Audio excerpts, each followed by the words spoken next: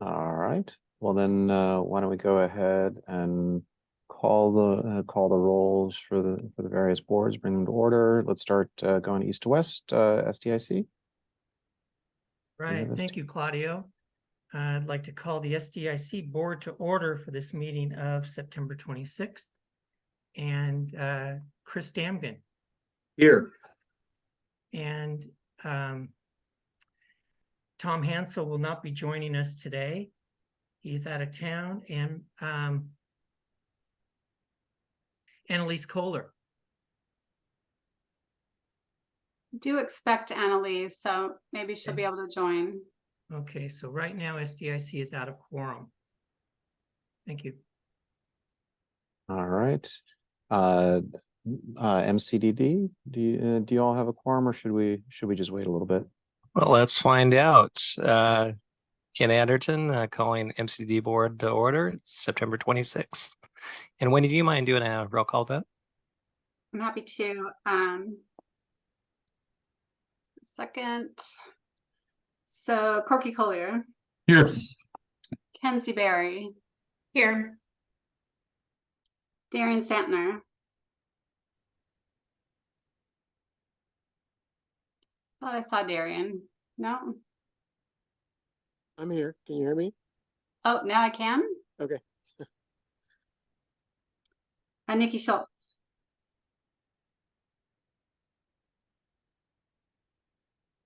And Ken Anderton. Ken Anderton is here, and it looks like we do have a quorum. We're now in session. I believe that Nikki is joining right now. Perfect. All right, let's do pen 2. Okay, it's Eric Molander here. I'd like to call pen 2 to order. Mary Helen Kincaid. Here. Karen Myers. Karen, are you here? So let me ask. Yes, Karen is here. Yeah. Very good, thank you. Kathy Kellen will be joining us later about 1:30. This is Eric Molander. I am present. Val Humble, you are here as well. Are you here as a member or as a treasured guest? I'm here as a treasured guest, a member of the public, not as a member of the board. Thank you so much, and thank you for all of your service. So You truly are treasured. Order. All right, well, I'll go ahead and call pen 1 board to order. PJ Christopher. Here. Jeff Noodleman. Here. Tom Collette. Here. Has Annalise Kohler joined us? I'm here. And Claudio Campuzano, I am here. So I think so pen 1 board is in session, and let's see. So let's move on to the first, actually skipping before we move on to the first item. My understanding, when you can confirm that we've actually somebody's approached the boards to give public testimony today. I don't think I have that on the agenda, but do we want to do that first if there's somebody here to speak to us?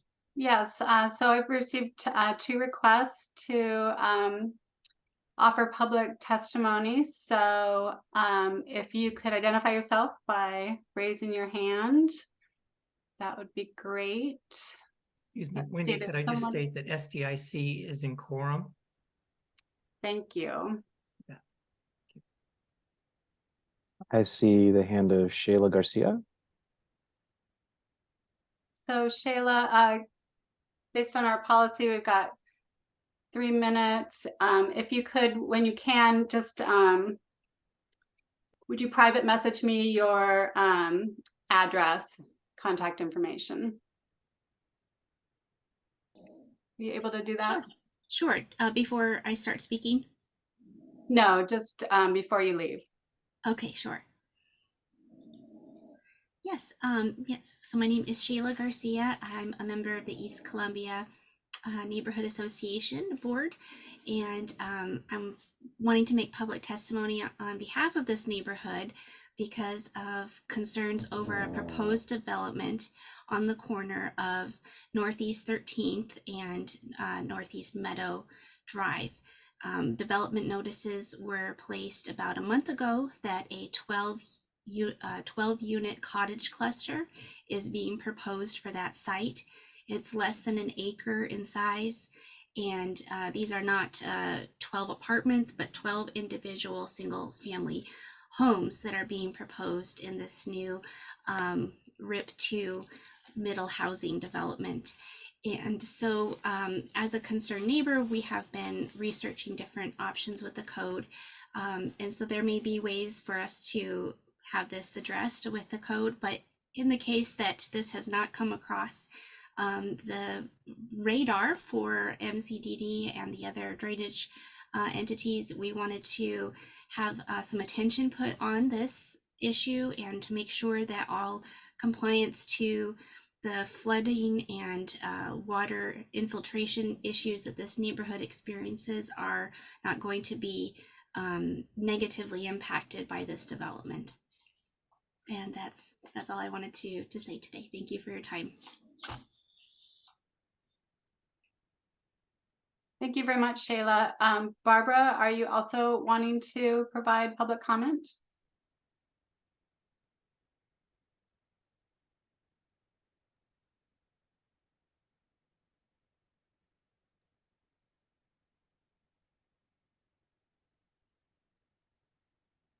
I mean, we can move on, huh? Yep, sounds like we can move on. Okay, did I Mr. get Chair, unmuted? sorry, Am I unmuted? there you Are go. Oh, there you unmuted, go. Barbara. Okay. Sorry, I was floating all over the place trying to find the right button. Yes, I just want to support what Shayla's saying, and specifically to make sure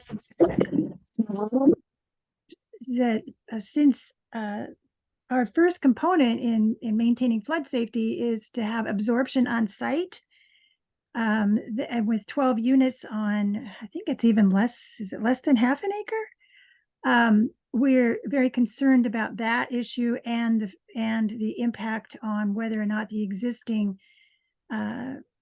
drainage system can handle it. And we want to be sure that, MCDD is proactive so that we don't end up with, the city not being aware and letting something get through, and then we have to somehow correct it. So yes, that's all I wanted to say. Thank you. Great. Thank you very much, Barbara. Thank you, Mr. Chair, if Barbara you'd and like, Sheila. Bill Oh, go Ellen's Bill Ellen's prepared to describe our role if the board's interested in hearing. Great, thank you. I think that would actually be great. Thank you. All right, good afternoon, all. Bill Owen with MCDD. I'm the chief engineer at the district.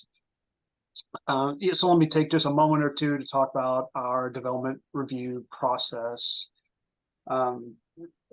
We typically receive notices from the cities when a permit application is submitted. Chris Damjan is fully aware of that from his previous roles, but we get the majority of our notices from the city of Portland, and in this particular case, we have not received a notice from the city about this particular property. I am aware that there is some development interest in this property.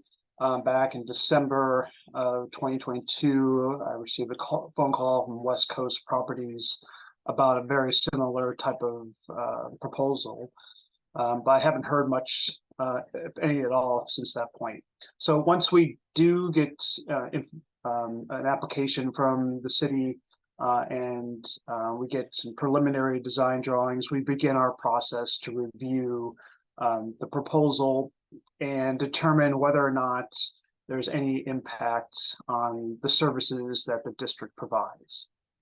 So that whether that affects the levee system, or in this particular case, the drainage system, we examine if the district does any work on that property or in the vicinity of the property.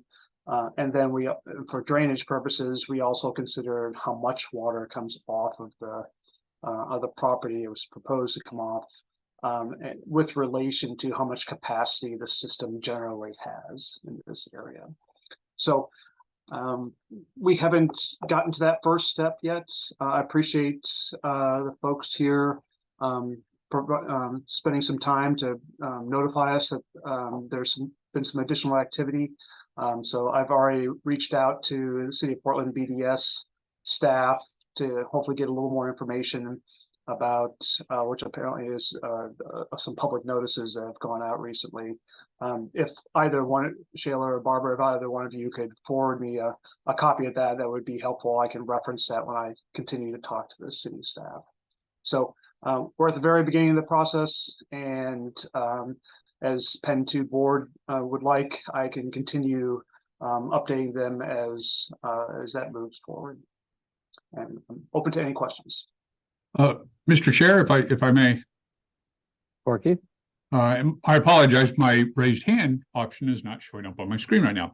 Just a quick question, Bill, where exactly is this located? So this is located on the corner of Northeast 13th Avenue and Meadow Drive. So it eventually drains to the 13th Avenue pump station through a pretty circuitous route. It was trying to describe to Barbara yesterday during a phone call. But yes, water comes off of that property on, and then there's actually a street inlet that then water from that inlet then drains into the pipe and ditch system that eventually makes it a 13th Avenue pump station. We're talking about the southwest corner? That's correct. Okay, all right, thank you. Sure. All right, recognize Mary Helen. I want to commend Bill for his efforts and this was my effort to provide public information, support, and I followed the rules and said, encourage Shayla and the rest of her committee that's handling this to contact Bill. He's been informative to them. And I think this is a perfect example of what we can do to help citizens understand the processes who are concerned about flooding. Our neighborhood historically has suffered flooding, and this, I'll try to be brief, but this property is actually adjacent to Val Humble's property.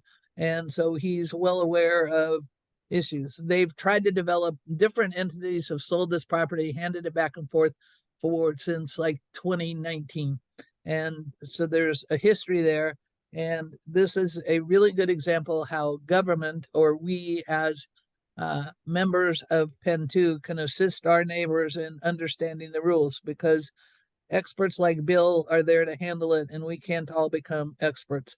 And I, as a former land use chair and chair of East Columbia, am well aware of the issues of development and the cost because of the floodplain issues that are involved. So I really want to thank Bill for doing this, helping the citizens, and I'm really, really happy that we're able to work with the citizens and so that they can understand what's going to come. So that, I think Shayla mentioned it, so we aren't having to disagree later, that we can be that they can be informed now and know what the regulations are and what can happen. West Coast Property has a history of doing developments and trying to circumvent things, and and builders want to make money, and I don't negate anything that they do. I just want to make sure that the neighbors are safe. There's increased impervious surface, there's small lots, was represented in a meeting with West Coast Properties that it would drain into the sewer system. And as Bill just explained, there's not a sewer system there. It's a circuitous route to get to a drainage ditch to get to the pump station. So thank you, Bill, very, very much. And any other staff member that is going to deal with them, because I think this will be a glowing example of how MCDD can work with neighbors to help understand what might happen to them on their property. Great. Thank you, Mary Helen. Really appreciate your comments. And thank you, Barbara and Shayla, for coming to join us. Is there any other comments before we move on? All right. And thank you, Bill, for all of your help on this. All right. So I think next up is Natural Hazard Mitigation Plan update adoption from with Matt Berlin. Thanks, Claudio. I'm going to go ahead and, excuse me, share my screen here. I'm hoping you can see the title screen for some slides. Can I get a thumbs up? Okay, great. Thanks, everybody. Good afternoon. I'm Matt Berlin, emergency planner here at MCDD. And I just want to thank you for your time today. And thanks for reading the advanced materials that we provided last week. Very excited to be here today to share an update on the Natural Hazard Mitigation Plan. We have reached a significant milestone. So this is intended to be good news, a good news delivery. As a group, you've heard a lot about this topic over the last few years, not only from me, but from my predecessor and his predecessor. You may recall that my presentations to the boards in December, those that were intended to prepare you for the plan adoption in the hopes that we would get through a number of phases of plan review, would happen and would occur without substantive changes. And excited to say that we did. We got through it without any substantive changes to the information I shared in December. So essentially, this is going to be a recap of what I talked about in December, with one change, and that's that we're requesting that the boards adopt our involvement in the Natural Hazard Mitigation Plan. So the primary goal for today is to request that adoption. And to do that, we've provided in advance a memorandum that summarizes the background, the planning process, and our recommendation. And then we included a link in those materials to the current plan as it is posted on the county website. It's a big plan. It has a lot of components, and the intention is to have it posted there while the multiple jurisdictions involved are participating in the adoption process. I want to make sure that there are time for questions. And again, this is mostly a recap, so I'll go through it and then I'll have time at the end. Okay, so today the primary objectives will just provide an overview of the county plan. We'll review the steps in the planning process, and then we'll outline the plan from a district lens, and then we'll provide a brief overview of the mitigation strategies included in the plan. So I'm sure most of you, if you recall this topic, these graphics will look familiar. The purpose of a general natural hazard mitigation plan is to document the known risks in a jurisdiction and the extent to which those risks are exposed by natural hazards in local communities. And it provides an action plan for those communities and special districts that face those hazards. It's a planning framework that really looks at the risk of vulnerabilities to natural hazards, and it gives us an eligibility to seek hazard mitigation assistance support from FEMA as well as other funding sources.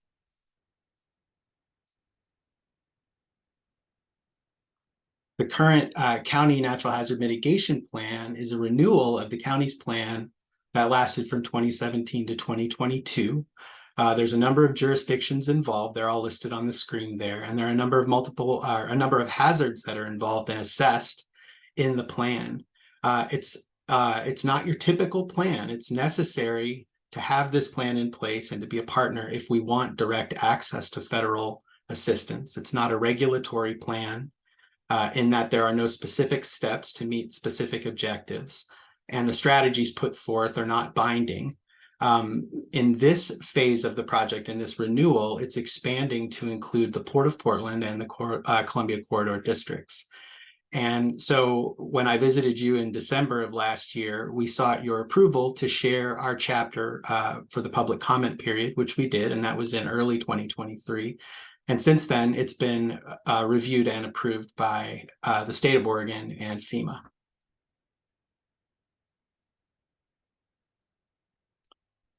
Within this document, again, it's quite large and hard to navigate at times, but the real meat of it is related to hazard identification and risk assessment.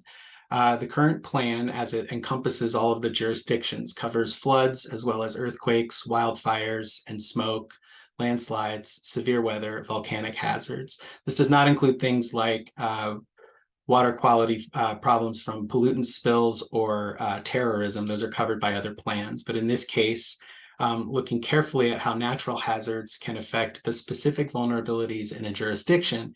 And it allows for each jurisdiction to then tailor a strategy that focuses on local priorities to mitigate risk. So part of the responsibilities that we have as a partnering jurisdiction are we have a commitment to public engagement.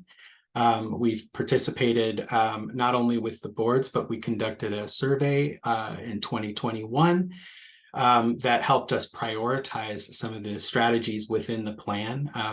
We are committed to developing individual mitigation strategies that reflect those local priorities, and then we're committed to adopting the plan.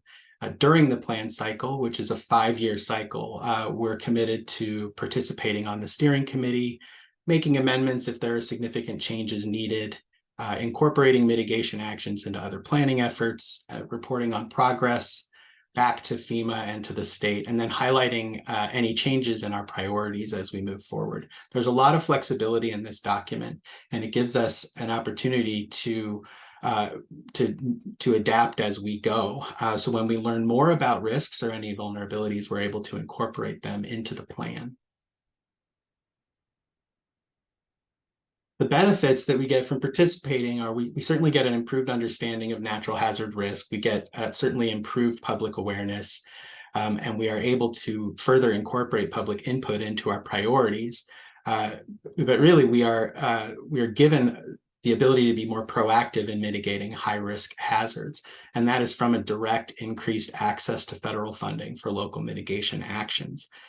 With this plan in place, we can pursue federal funding directly. We don't need to partner with the city or with the county as we had to before without being a direct partner. Now we can go after federal funding for our own priorities directly.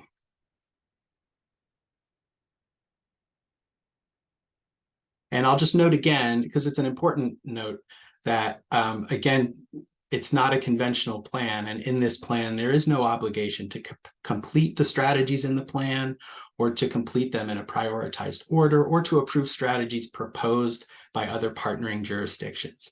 Each jurisdiction is working within its own authority. So the planning process has been long, and you all have been very patient over the last few years.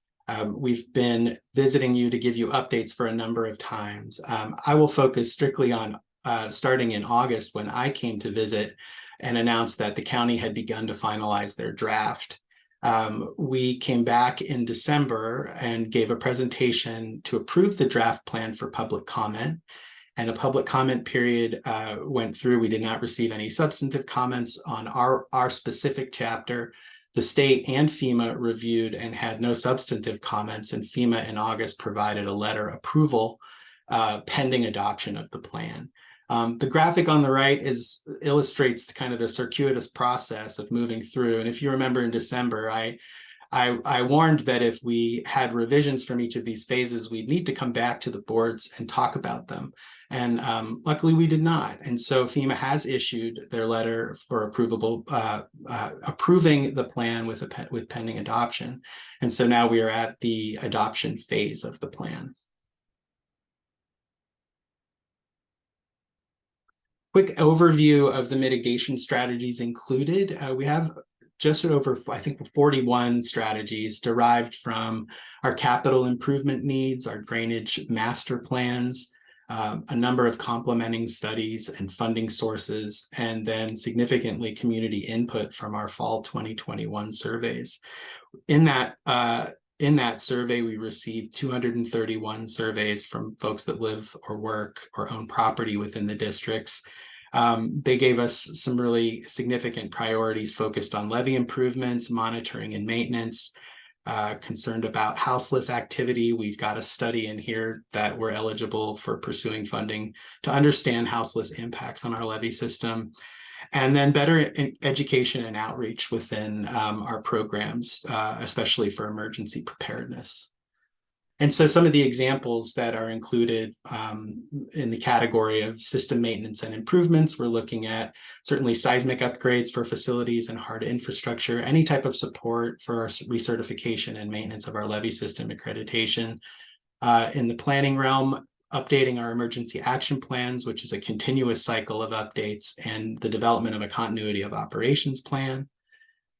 Looking at seismic analysis of pump stations, inundation modeling, again, houseless community impacts to the levee system, investing in our training, continued incident command system exercises for emergency response, specialized training and job shadowing, investing in SCADA system upgrades to monitor our internal drainage system, increase seepage and flow monitors, investing in outreach and education, not just for emergency preparedness, but flood evacuation signage, building relationships within the community, and then resilience and redundancy, looking at backup power generators, especially for pump stations during power outages, and enhanced security and surveillance for our pump stations within the districts. So, in summary, because this plan provides such great access to natural hazards, because it's low risk to the districts and has a low administrative effort required for our staff, and because there's no obligation to complete the actions in the plan nor approve or support actions proposed by partnering jurisdictions, and there are several opportunities to revise the plans. As our priorities shift, our recommendation is that the boards adopt involvement in the multi-jurisdictional natural hazard mitigation plan. And with that, I'm happy to answer any questions. Great, thank you, Matt. Do we have any questions or comments from the boards?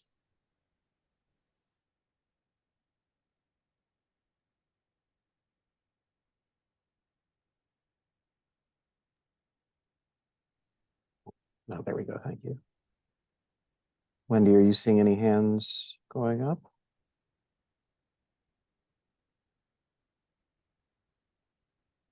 All right. Well, Matt, I think you nailed it. A quick shout out to Matt. Our relationships are really growing and becoming stronger and more integrated with our partners on emergency preparedness. So thanks, Matt. Good job. Appreciate all the hard work. Thanks. Kenzie. Sorry, I was slow on the uptake, but would love to ask a quick question. Could you say more about the source of the federal funding that this enables easier access to? Is that mainly IRA related funding? IRA related. What we're specifically talking about is the hazard mitigation assistance dollars through FEMA. So the two grant programs would be the flood mitigation assistance and the BRIC.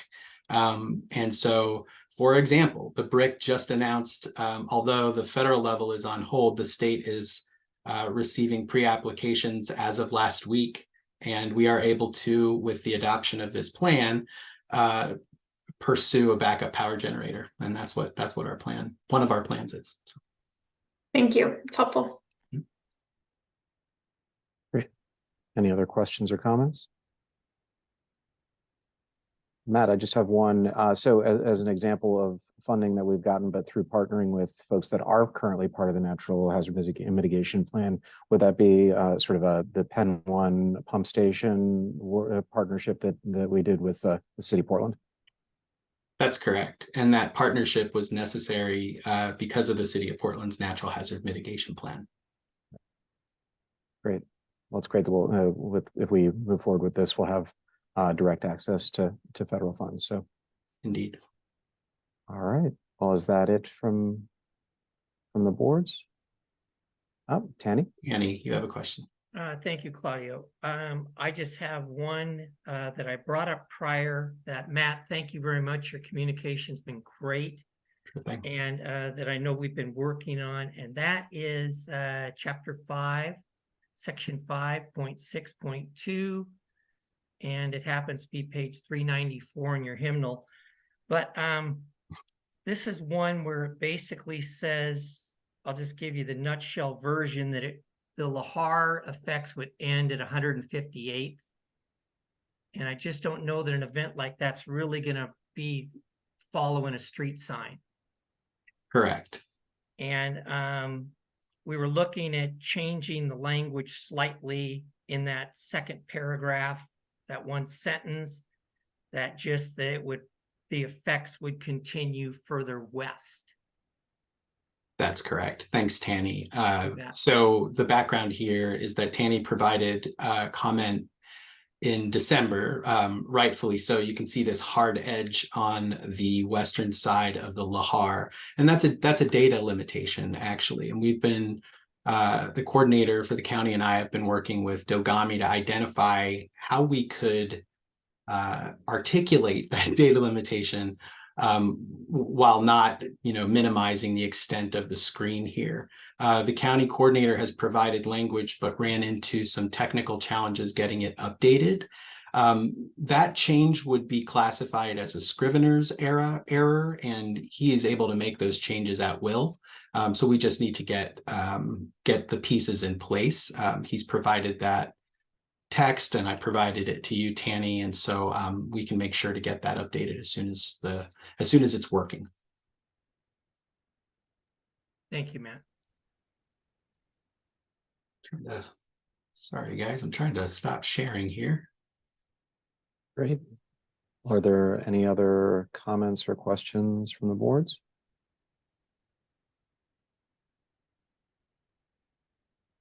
All right, seeing none, perhaps we can hear some motions. SDIC, do you want to start? Sure. I move to approve resolution 2023-09-01, adopting the Multnomah County multi-jurisdictional natural hazard mitigation plan pending a correction submitted by Chair Stephenson. I'll second that. All right, have a motion and a second. Any discussion on the motion on the floor? Okay, Chris Damgan, Yes. Annalise Kohler, Yes.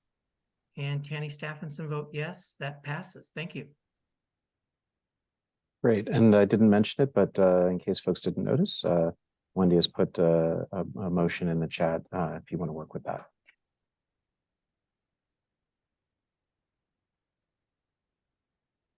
Who's next, Claudio? Well, let's keep moving west. MCDD. All right, could I get a motion? I can offer that. This is Kinsey. I move to approve resolution number 2023-09-01, adopting the Multnomah County multi-jurisdictional natural hazard mitigation plan pending a correction submitted by Tanny Staffordson. This is Darian, I second. Thanks, Kenzie and Darian. And let's do just a quick vote. Darian. Aye. Kenzie. Aye. Corky. Aye. And Ken Anderton votes aye. Did I miss anyone there? Nikki. Nikki. Okay, Nikki's on. Sorry.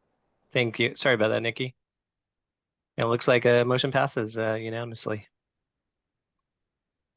Great. Let's keep moving to Pen 2. Okay, from Pen 2's perspective, do I hear a motion?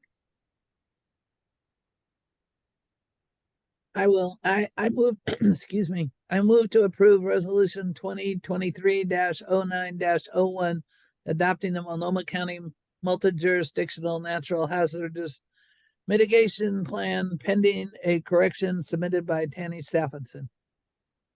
Do I have a second of that motion? I second it. This is Kathy. Thank you, Kathy. Is there any discussion on the motion? Hearing none, let's proceed with the vote. Karen Myers. I had to unmute. I'll vote aye. Mary Helen Kincaid. Aye. Kathy Killen. Aye. And Eric Molander votes aye. That resolution passes unanimously. All right, and in Pen 1, do I hear a motion? Yeah, Claudia, I move to approve resolution 2023-09-01, adopting Multnomah County multi-jurisdictional natural hazard mitigation plan as amended by Tandy staff. And sorry. I'll second it. Great. Thank you, Jeff and Annalise. We've got a motion and a second. Is there any discussion? All right, then let's call the roll. PJ Christopher. Aye. Annalise Kohler. Aye. Jeff Noodleman. Aye. Tom Collette. Aye. And Claudio Camposano. I vote aye. The motion passes unanimously. Great. And thank you, Matt, for all your work on this. I know we've seen it a number of times, and I know it's been a long journey. So I really appreciate the work. Thank you so much. Certainly. Thanks, everybody. All right. Well, then I think Lori is up next with Urban Flood Safety Water Quality District Revenue Mechanism Update. How fast can you say Urban Flood Safety Water Quality District? Good afternoon. Let me share my screen. Hey, Lori, do you mind if I just do a quick opening? You certainly can. I was going to do a quick opening, but I'm sure you would be much better at it than I. You can see we've rehearsed this carefully. I just want to acknowledge that the packet went out before the most recent urban board meeting, which occurred last Thursday. So I wanted to provide a quick update on some of the action and challenges that we faced at the urban board meeting last Thursday before Lori gets into this material. So the board did meet last week, and there was definitely some division among the urban board members. I want to acknowledge that. And the concerns were, and again, for those of you who are on the urban board and who are here today, if I misspeak or don't adequately reflect your concerns, please fill in. But two major ones were one around indemnification for legacy board members through the midst of the transition. And if there are decisions that the legacy board members don't have any influence over, they don't want to be held liable for that. And I think everyone agrees that should be the outcome. And so we're working with legal counsel to ensure that that is in fact in place at the time of the changeover. The second concern, and Dave Ritma is here, and he's been consistent in raising this concern about the issues associated with compression. And there is some desire among a range of board members to continue to study options that would generate revenue that don't contribute to compression. And so the next steps that we're working on as your staff are, one, again, legal counsel is reviewing the indemnification question and will ensure that we end up with either confidence that the existing statute provides that, or that we come up with a mechanism that does. And then second, we're going to be convening the government relations people from our partner agencies, and we'll be inviting others from the urban board who want to attend to begin the conversation about fleshing out potential legislative amendments. And the direction that we're operating under is that that discussion should include not only the staff recommendation for ongoing assessments on a flood safety benefit tax, but also some ideas suggested by Seth Reeser from Wood Village, and some ideas suggested by Councillor Ritma to identify potential other funding sources that would produce less compression. So we're going to be looking at all of those as a group with our lobbyist friends from our jurisdictions. And we hope to be convening that meeting as soon as next week. And we are working with Armand Resto-Spots, our former counsel who's now on contract with us, to look into the indemnification issues. And we hope to get back to the boards just as soon as we can engage him. And he will also be reaching out to Brian Sheets, who I think might even be on the call, to make sure that we get his perspective. So that's what's happening next. And so the information Lori's going to provide is sort of the background that got us to some of the discussion that happened last Thursday. And I just want to acknowledge the work of all the board members on the urban side to try and find a mechanism that works. And I'm grateful for all the time and energy people are putting in on that. And I think we're making progress. Still more work to do, and still some definite disagreement that we need to be managing and ensuring we have a full and thoughtful discussion among that board. So thanks to the board members who are contributing to that, and regrets if I went on a little long, but I thought it was important context for you to have as we move into some of the numbers. Thank you, Jim. And yes, it is important because the numbers that you're seeing today are not responsive to some of the concerns that came up in our board meeting last week. because of the timing of the packets and the board meetings. So these numbers that we're looking at today are some analysis that we've performed on the revenues that are within the staff proposal. As Jim talked about, there is further work going on some of the other ideas that came across in the board meeting. And so we will continue to provide you information so that you're aware of the progress and the things that are occurring at the urban board level. So let's get started. This first slide is— And sorry, I stopped your sharing just during Jim's discussion. I apologize. If you could share again, I would appreciate it. Indeed, thank you for letting me know. All right, can everybody see my slides? All right, so this first slide I think is one that we've all seen at least once before, and this is just kind of my reminder of why we're here.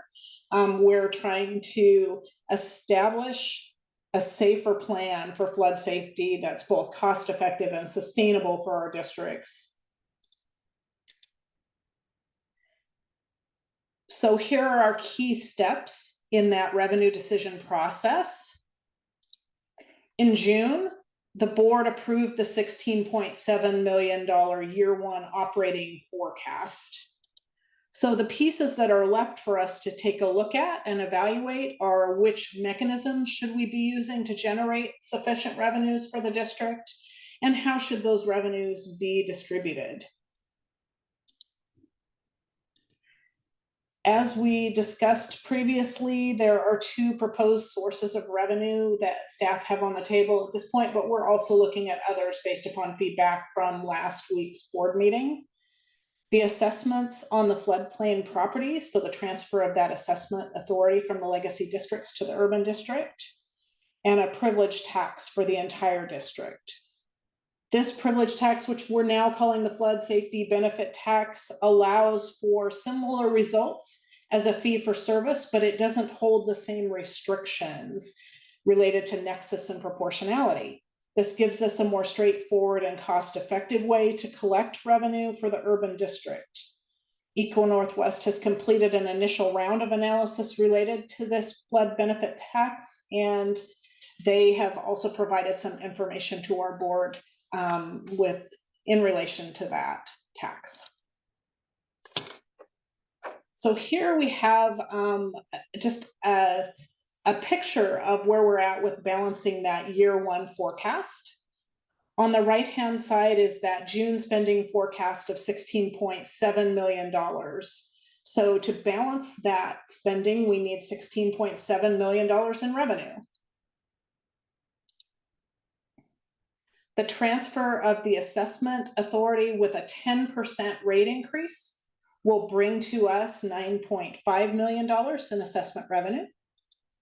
We have other revenue of $100,000 that includes interest earnings and development review fees. The local partner agreements are that funding that we're looking at that will be service agreements with 3 primary local partners that in essence makes up for some compression that we're experiencing in assessments on government properties. There are some legal issues around that, and so we're looking at local government IGAs that would be service agreements that would make up that revenue source. And then we have needs for $6.2 million in flood safety benefit tax to get balanced.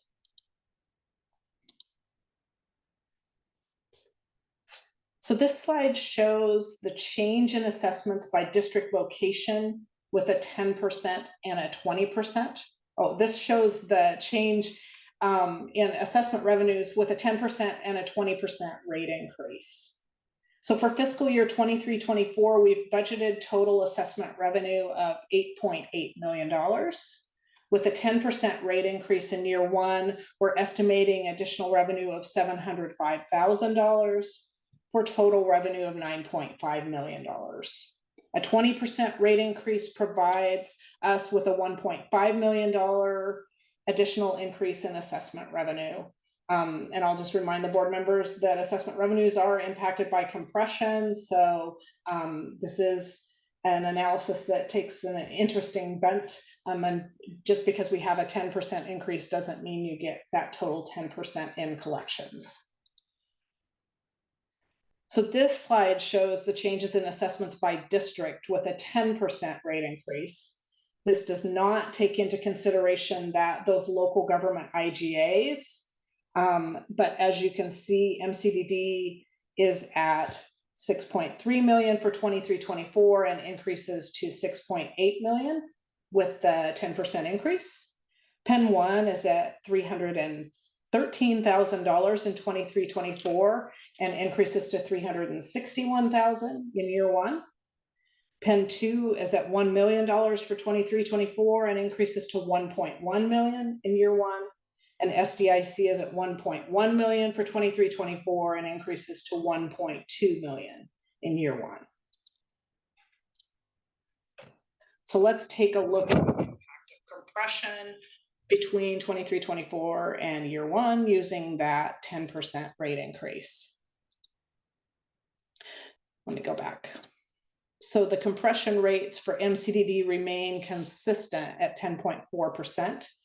Penn 1, which has many properties already fully compressed, has an increase in rate of almost 5%. So we're going from 45% to 50% in Penn 1. And remember that the majority of this compression is on properties owned by the city of Portland. So we're working on those service IGAs to be able to make up for that loss. Penn 2 has a reduction in compression rate of about 3.5%, and SDIC begins to experience compression with a rate of 9.6%. So overall compression totals 13.8% for year one of the urban district and is at 16.7% for 23-24. So if we look at the compression dollars, you can see that almost $900,000 is on government properties. And that's the piece where we're looking at some service IGAs to be able to get some additional revenue for the urban district. So now let's take a look at the calculation of the flood safety benefit tax. We have, and I'm just going to focus on the 10% rate increase because the board feedback that we're receiving now is that 20% was really not a comfortable number for them. And so we're taking a look at the 10% rate increase as the proposed amount for year one. So the total revenue that we need for operations is $16.7 million. The assessment revenue with a 10% rate increase is $9.5 million.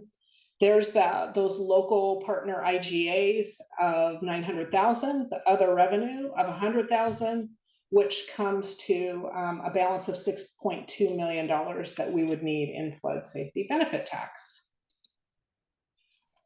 Here you can see the allocation of that flood safety tax by population. So the city of Portland, which has the largest amount of population in the district, and this tax would be district-wide, would get an allocation of just under $5.1 million. City of Gresham picks up $888,000, and the city of Troutdale is at $127,000. So you can see the allocation by population for each of the jurisdictions that are within the district to come up with the $6.2 million. And here, these charts are really an attempt to show the board members the funding allocation by jurisdiction between 23-24 and that year one proposal that we have on the table for revenue for the urban district. And as you can see, the city of Portland, which is at 81.2% of the revenue in 23-24, actually increases a slight bit to 81.5%. Under the proposal that's on the table. The city of Gresham sees a bit of an increase. So they're at 3.1% in 23-24. They go up to 7% under the new proposal. And that's because of the amount of population that's in the city of Gresham, but outside of the floodplain. Many of our other partners actually see a bit of a decrease. City of Troutdale is 11.1% of the total revenue in 23-24 and goes down to 7.7% in the year one proposal. And with that, I'm going to stop sharing. And if there are any questions, I'm happy to take those.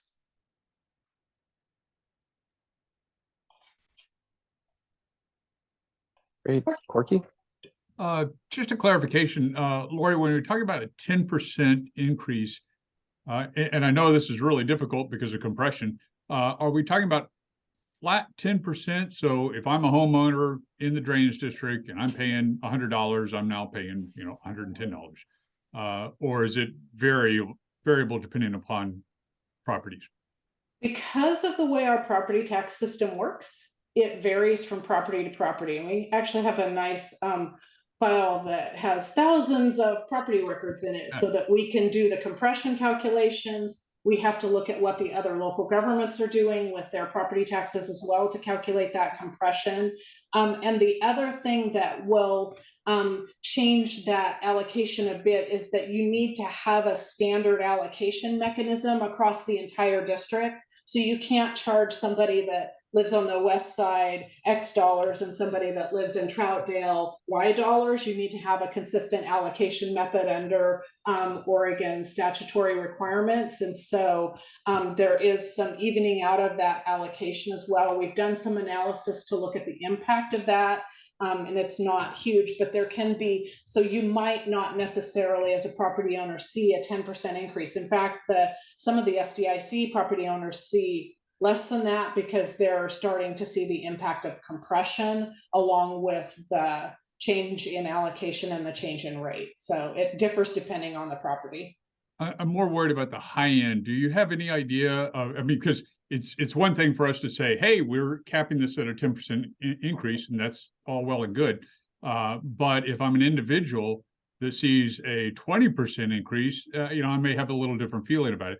Any idea what the high end is for individuals, what they might see?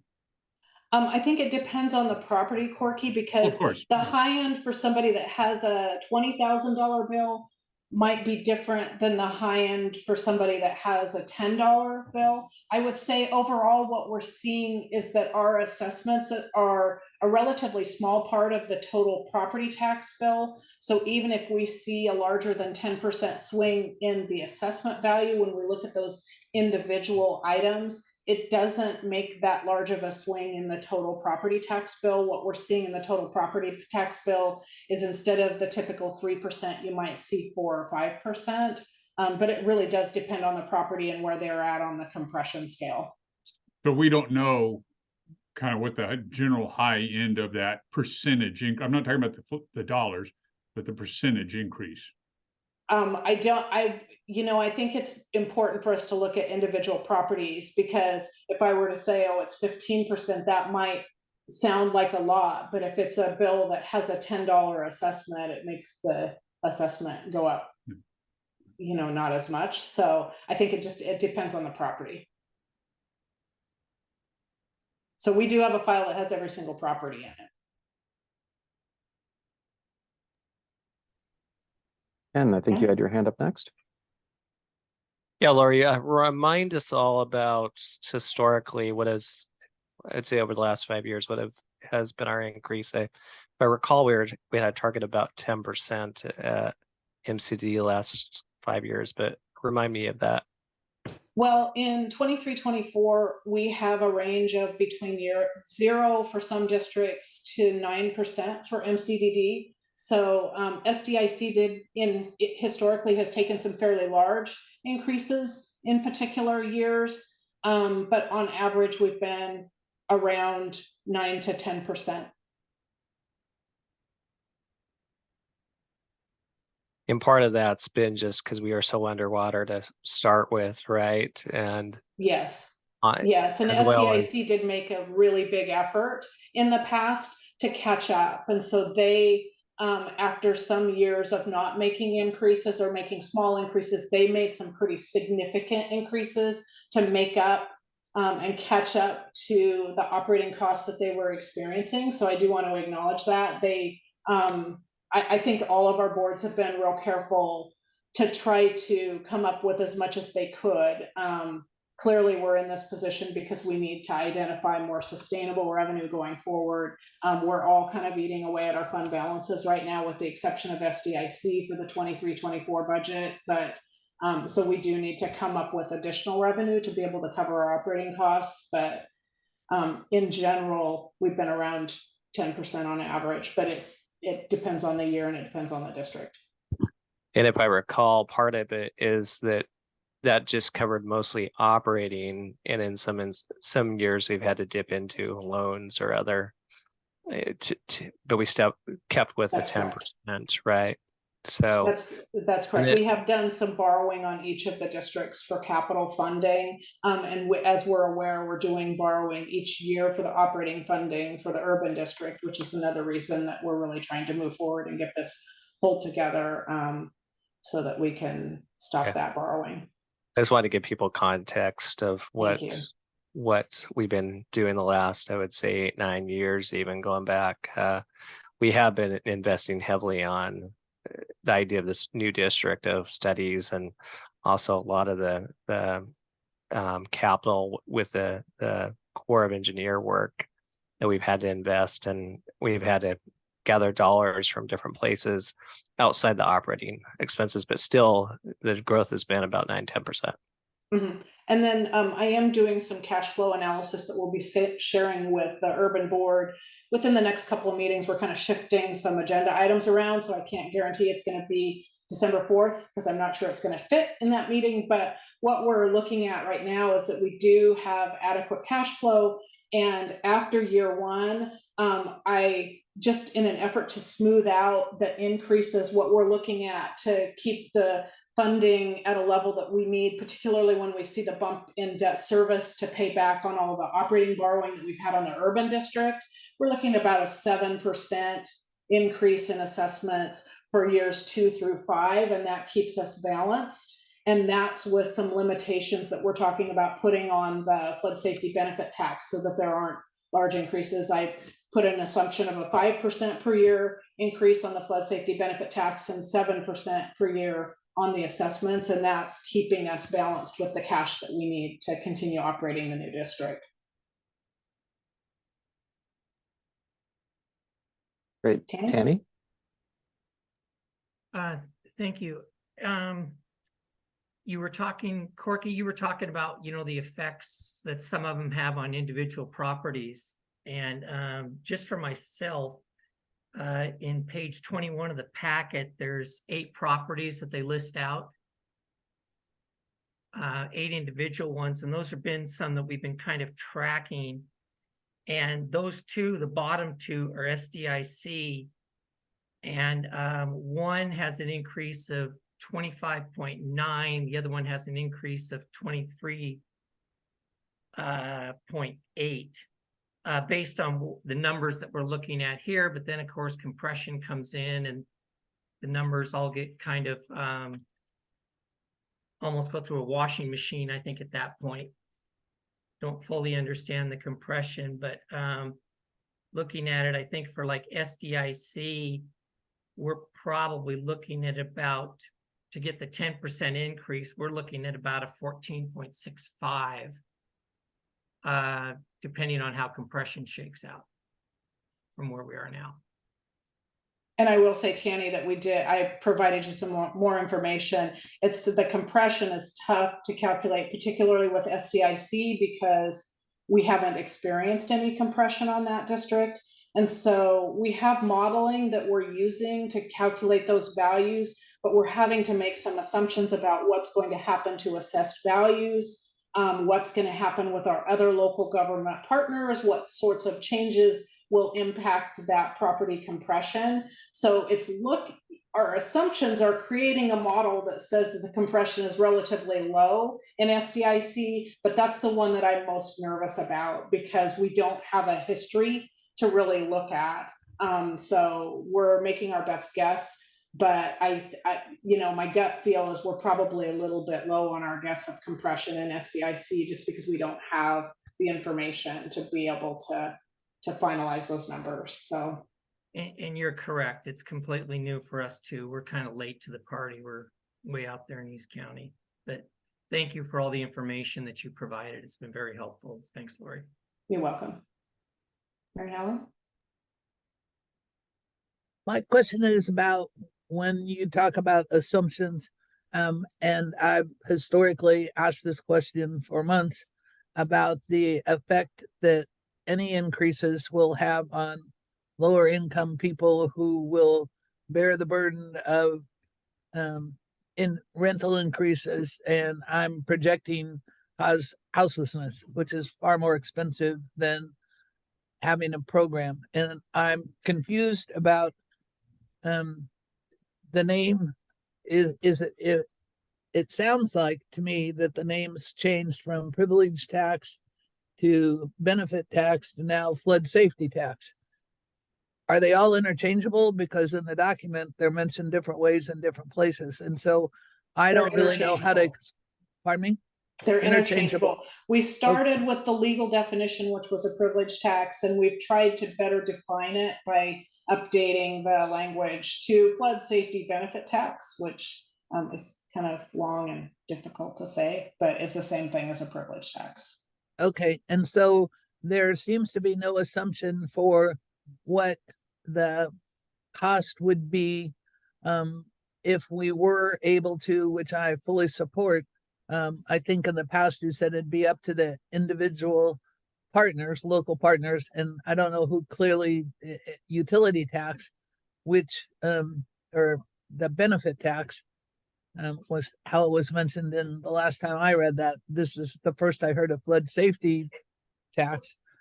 Then who has agreed to do that? And what if none of them agree to do that? And I understand that the city has communicated, I think Jim shared with me in a phone conversation that the city had sent them a letter in regard to their reaction to the benefit tax.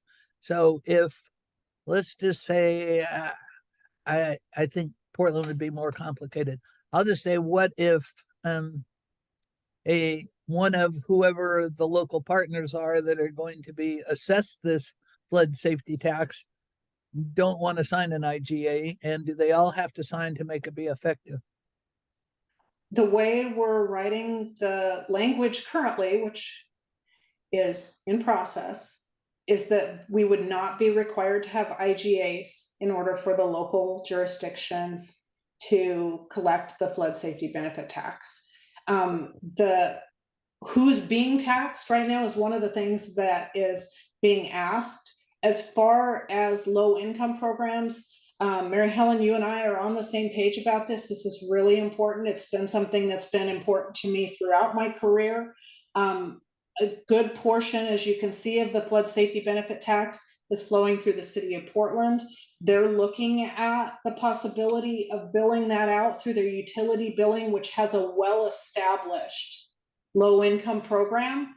This piece of that billing would not be processed any differently than the rest of the bill. So if someone is eligible for that low-income program, they're eligible for the low-income program and will not have to pay this piece of the bill, just like they wouldn't be paying any of the other pieces of their bill. So it really is an advantage to us as an organization where we have a very, very small finance department, just a few people, and not the capacity to do billing, to be able to really partner with our partner agencies on this, where they have already established procedures, ways to determine whether someone is eligible for that low income program, and then ways to administer that program. That's a great advantage for us because the program is already established and functioning. Not in any of our local partner discussions have I heard anybody say, we want to keep this out of the low income program. They all understand that it's important to us. So if the tax flows through the utility billing, then that low income program is there and established with the city. And I'm guessing there are similar programs across the district. Okay, I don't know if this is proper procedure at this point, but I want to make sure that I don't misspeak. And but Jim, could you explain what you told me about the day we spoke on the phone, that you'd received a letter from the city of Portland regarding the then benefit tax? Thank you for the question, Mary Helen, and I regret if I created any confusion for you. As you recall from Lori's presentation, there are two sources of revenue staff are proposing. One is the flood safety benefit tax, formerly known as the privilege tax. Portland has never expressed many qualms about collecting that for us. It is the floodplain charges. Currently, the legacy districts use assessments, that the city of Portland had some significant concerns about collecting, as did the city of Gresham.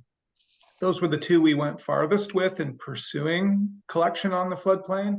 And again, there's a white paper that Colin prepared in a previous packet that goes through the due diligence we did on that and the reasons why it was cost prohibitive and politically unfeasible for us to pursue the assessment revenue through a flood safety fee or charge currently. And we're working, as I said earlier, with Councillor Ritma and Corky and some others to continue to pursue options that would allow us to ultimately get out of the assessment business and slay the compression beast entirely for our revenues. We don't see a feasible way currently of getting there in year one, but we continue to pursue those options. So it was a separate revenue that they balked at because of the complexity of it and the size of some of the bills and their own internal capacity challenges. I hope I answered your question. Sort of, because I don't understand who we are and us, because is that staff? Or does that include members of the board, or who else is advising on the feasibility? Because if the letter came from the city and said they didn't want to be involved in the floodplain assessment tax, does that mean the property tax that shows up as stormwater fees on our water bill in Portland or on our property tax? They were not interested or did not have the capacity or technical capability currently to collect the current property tax revenue that we obtain from property assessments on the floodplain. And Jim, if I could jump in, the specific question was about our the legislation allows currently to create a service fee. That's the utility fee.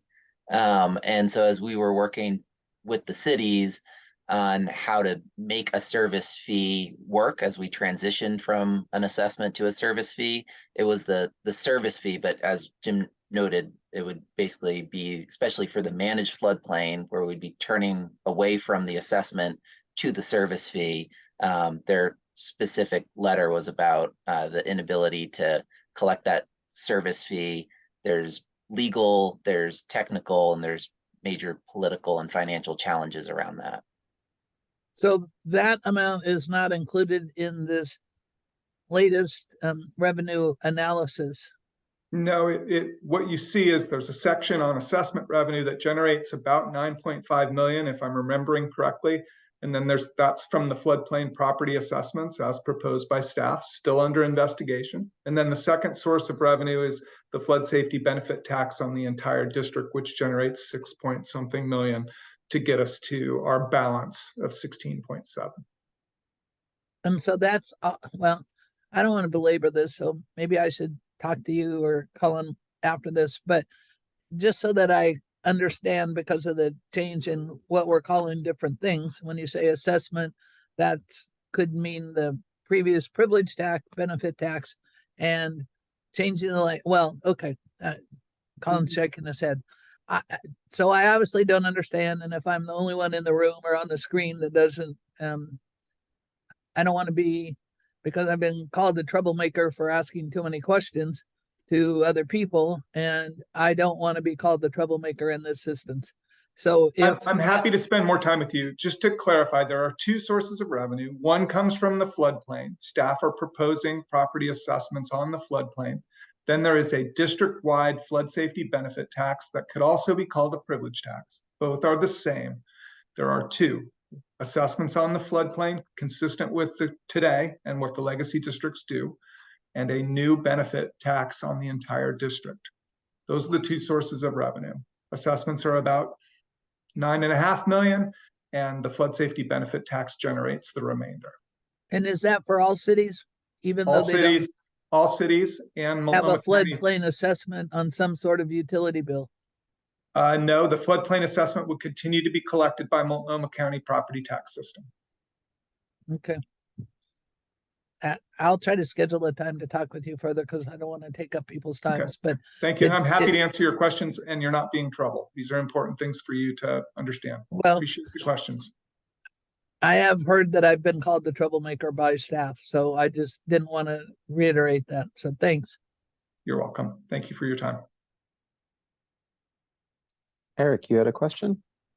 Yeah, Jim, this is for you. When we look at collecting the 6.2 million or so on the flood safety benefit tax, that's going to require legislative change, correct? Correct. Right. And so can we realistically plan to be able to collect that in 24-25? I think there's a good chance. We've been talking to each of the cities about the need to provide revenue to us in year one. And I think they're hopefully building that into their budget forecasts, but I don't have written agreements from them at this time. But our goal is, in fact, to collect that revenue in year one. Right, and so that would enable us to tax governmental agencies, correct? There's a couple of different proposals that are on the table. One involves the district having the authority to impose a tax, the flood safety benefit tax, on each city. And then Seth Reeser, as you may recall, has proposed a slight twist to that would simply allow the district to bill the cities based on the calculation Lori provided, population, and that the cities would be granted the authority to collect that revenue by any legal means that they have to them. So again, a little nuance. I think mostly it's semantic, but it may be that the cities would be given the authority to collect the revenue, but the district would be granted the authority to obligate them to pay. So I think that's, in speaking with Seth this morning, I don't want to represent his position, but he felt pretty comfortable moving ahead. And I know I feel comfortable as long as we're obligated, the cities are obligated to provide the revenue. Okay. So the other thing is really thinking about all of the sources of other revenue for us. So Lori had provided us a memo on November 2nd that states in part, service contract revenue, which includes stormwater fees charged to the city of Portland, has increased from $600,000, 0.6 million in 2012-13 to 2.6 million in 2021-22. Now, for the current year, meaning in this forecast, it appears that that has gone down to 100,000. Is that a matter of policy change, or is that just being conservative and not assuming that we're going to be able to collect what we typically have, which is 2.6 million? I think what we've done is we've shifted some of those expenses over to the privilege tax. And what you see is Portland's overall contribution remains the same or slightly larger.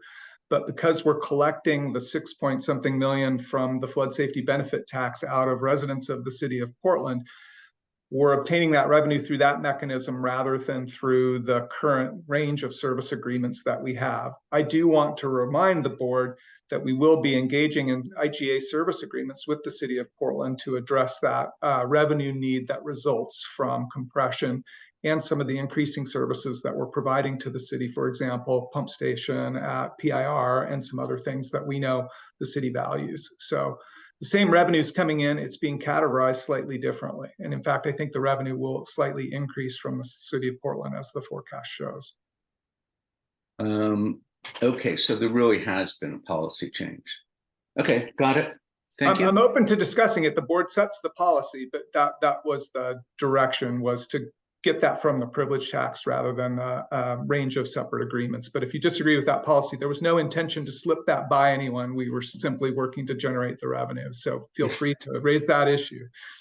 Listen, I'm looking to get us back to $2.6 million in other revenue, and we're at about $1 million. So I was hopeful that there was an incremental 1.6 there. But if it's baked into the privilege tax, then we'll have to run with that as a policy change. Thank you. You're welcome. Thank you for the question. Corky? You know, I think it's worth kind of bringing everybody up to speed a little bit, elaborate just a slight bit on what Jim started off describing about the meeting at the Urban District last week. It was difficult, you know, and two of the issues that some of the legacy board members felt that were not adequately addressed were, as Jim pointed out, indemnification or concern about liability over transferring that assessment authority over to the urban district. And then also about the property tax itself, because for years we've promised people that there would not be a property tax.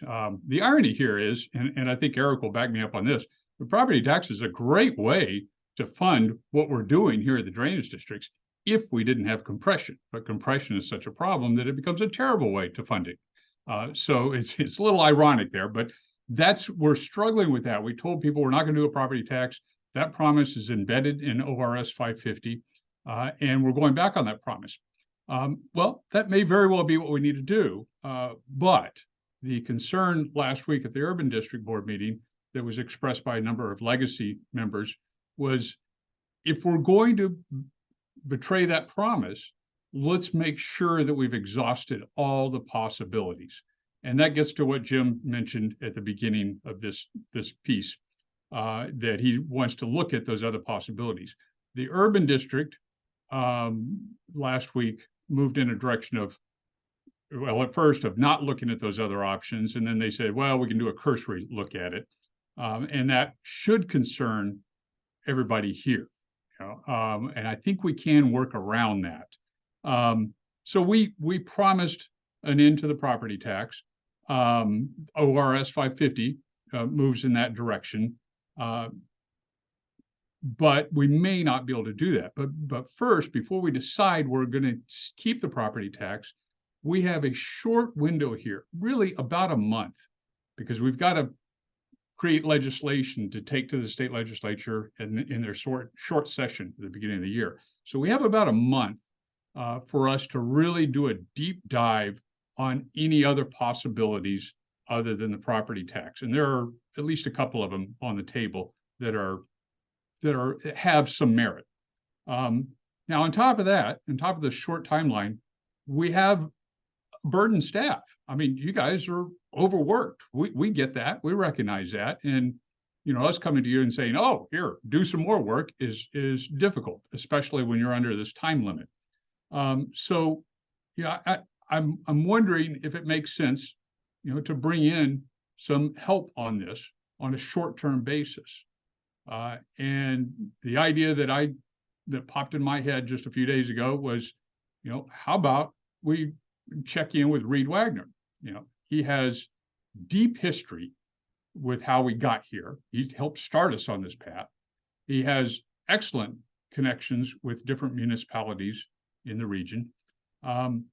And he might be the right one to assist us on a short basis here, as a consultant, and in a month, come back to us and say, here's my assessment. And then based on that, we can turn to all the ratepayers in the drainage districts and say, look, we really did our due diligence on this. We really turned over every rock, So I'll throw that out. Welcome questions, or if we want to head on in another direction, that's fine. But I'll throw out that suggestion. Not making a motion right now at this point, but I want to see what you guys think about that. Great. And Mary Helen, and I'll just note that we're a bit over time now, so just keeping an eye on it, and maybe we'll get these last couple of comments and then move on. Okay. I will try to be quick. I fully support what Corky suggested about bringing Reed Wagner on. And I had to sort of chuckle because if you weren't there, you wouldn't understand this comment. But he was polite when he said had disagreements. That meeting was contentious on a number of different counts.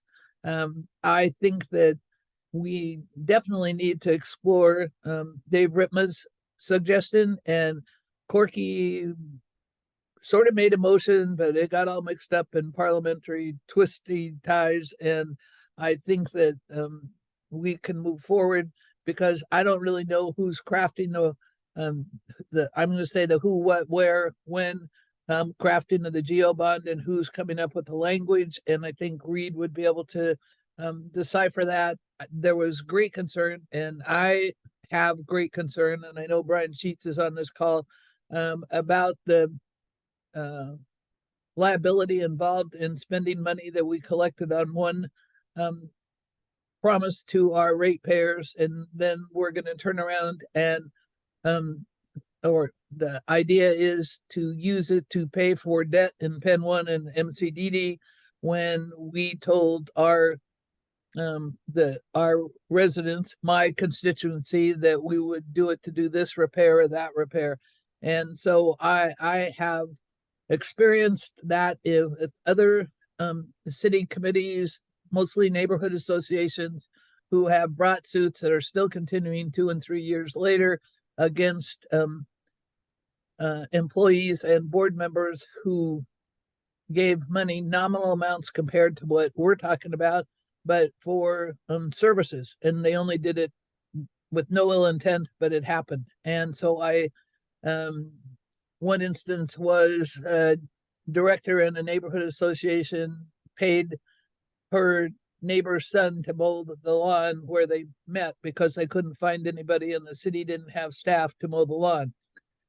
It was an amount of $500 for the entire year, once a month. That suit is still going on, and I just have great fear. And Brian Sheets, I have lawyer friends that I duly respect, but they have advised me to look at how, when Jim said directors and officers indemnification, how much that covers, what it covers. And so I'm one of the ones that was in the room that said I'm deeply concerned about what we'll do if we take money from one source that was promised to be spent on a certain cause and then hand it over to somebody else to do something else with it that might not do what they were originally promised. I think that Corky's suggestion about Reed is wonderful, and that we need to explore what Corky's sort of not clearly defined amendment to a process was not fully vetted out. And Tanny, and he'll maybe be able to speak to this because he's more had it, but he had a well lined out question about how the process would work. And then Dave Rittman's had a proposal that was not even discussed, or we got it 5 minutes before the meeting. So that's just kind of my take on Corky's polite representation of the meeting. Thank you, Mary Helen. Hey, so I know that we've got a number of hands still up, and this is an incredibly important issue, but we are also 20 minutes behind on our agenda, and I know there's a lot yet to come, particularly for Penn 2 and MCDD. So if I could ask those folks that have sort of time-sensitive comments to keep their hands up. Otherwise, maybe we can work towards developing an agenda for next month to continue this conversation and figure out sort of where we need to go from here. So Tanny, Eric, Annalise, is there any way that we could defer your comments to the next meeting? Claudio, if you don't mind, I just want to mention something quick and then take an action for SDIC because we are supposed to be adjourning soon. And so the concerns that I raised during that meeting were regarding Article 11 for SDIC and Articles 4 and 9 of the Articles of Incorporation. And so I guess what I would like to do, unless the SDIC board has an issue with this, is schedule an executive session with our legal counsel, just so we can get it clear and get an understanding, and he has a chance to talk to MCDD's counsel. So we'd be having an executive session with Brian Sheets probably in the next 2 weeks. Anyone opposed to that at this point? I'm not opposed, but I know we're not, I'm not part of SDIC, but if there could be a memo or a sharing of information by the board of what your findings are, because it would inform the rest of us with the types of questions that you'd be asking. So I don't know how that happens or if it can even happen, but it would be good to get a briefing or some sort of memo. So I guess, yeah, we could take that up. Okay, so I'm not hearing any opposition to that, and so we'll schedule that with legal counsel, okay? Thank you. That's all I had for the moment. Yeah, it should be available, so thanks. And we'll look forward to that. Eric, you still got your hand up? Unmute myself. We may not be able to allow this to wait because we're faced with an issue of getting a document in front of the legislature by November 7th. And they have the clear legislative intent that we change our method of charging customers to be a fee-based, a service fee-based method. And I really am concerned that if we go into the legislature without rock solid evidence that we have explored every option, then we do risk the chance that they would say no. Come back to us with something that would meet the original legislative intent of ORS 550.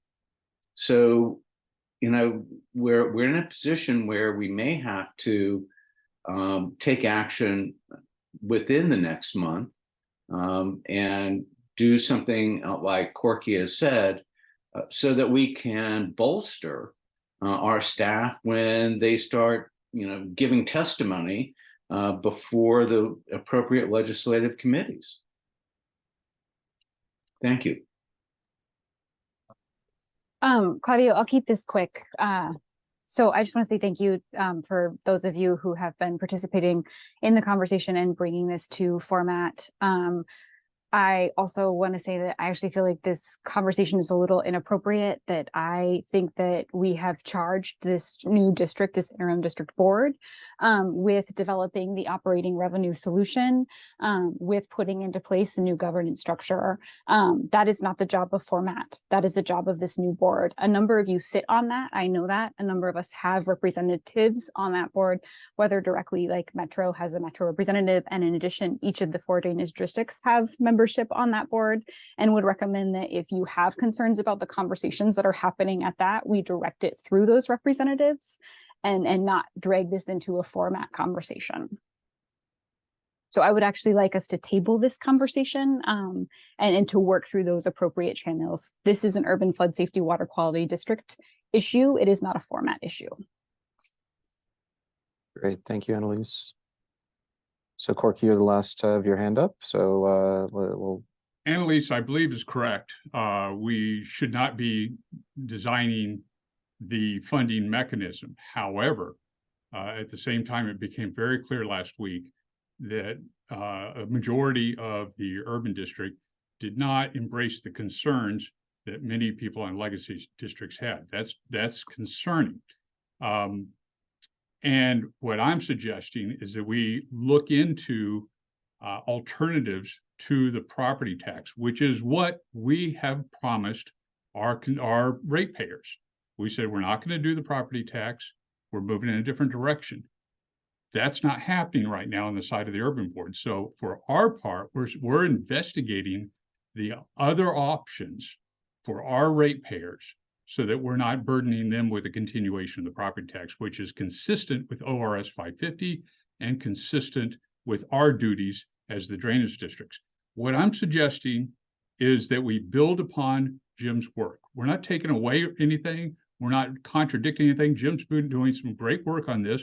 We build upon that because he's kind of, you know, he's running out of political capital. He's been talking to a lot of people. So let's have somebody assist him with that. We also collaborate with staff on working on the alternatives. The point of all this is to bring the districts together. What happened last week was a division, and it's very disturbing to me. And what I'm trying to do is bring everybody back together on the same table and say, we're all pointed in the same direction. That ends up being continuation of the property tax. Great. Let's make sure everybody's on board with that. And I'm also trying to make sure that we do everything we can to keep our promise. That said, I guess I'll do what they did at the urban district last week and just kind of disrupt the process and throw out a motion. So I will move that we hire Next Strategies and specifically Reed Wagner to investigate alternatives to the property tax for, you know, the future of the drainage district for the managed floodplain. And that work be done on an expedited basis because we do not have time to waste. So just point of order, I think that that would be a motion for single drainage district, correct? That's a motion. I guess I can't make it for the other drainage districts. You're right. So that is for MCDD. Yeah. Yeah, and we can take this up as an individual item with the MCD later in the agenda when it's just at MCD, if you like, Corky. Can't hear you. You're muted, Corky. That's fine with me as long as it doesn't get tabled. It's an active motion on the table right now. So before we move on, Jim, you've got. I appreciate the motion, Corky. Thank you so much for offering support to the staff. And I know your intent is excellent. As I said at the opening of Lori's presentation, staff is already working with legal counsel and Brian Sheets, and I think an executive session will be helpful in that. But staff is already committed to bring you indemnification language that will guarantee your legal safety as part of this transition. So we're on that. We have really great legal counsel, so we're working on that. I've also reached out to Councillor Ritma, and he's helping me identify the people we need to reach out to give him confidence that we've actually investigated some of the options in his memo. I spoke with Seth Reeser this morning, and he's comfortable moving forward with some slight changes to our language. So I believe we have a good start on the work that the Urban Board requested. And I guess I want to remind the board that it's my job to direct the staffing and resources of the organization, not the boards. And while I appreciate the intent of your motion, I would prefer you continue to delegate the day-to-day operations and how we get this work done to me and hold me accountable for successfully completing that work.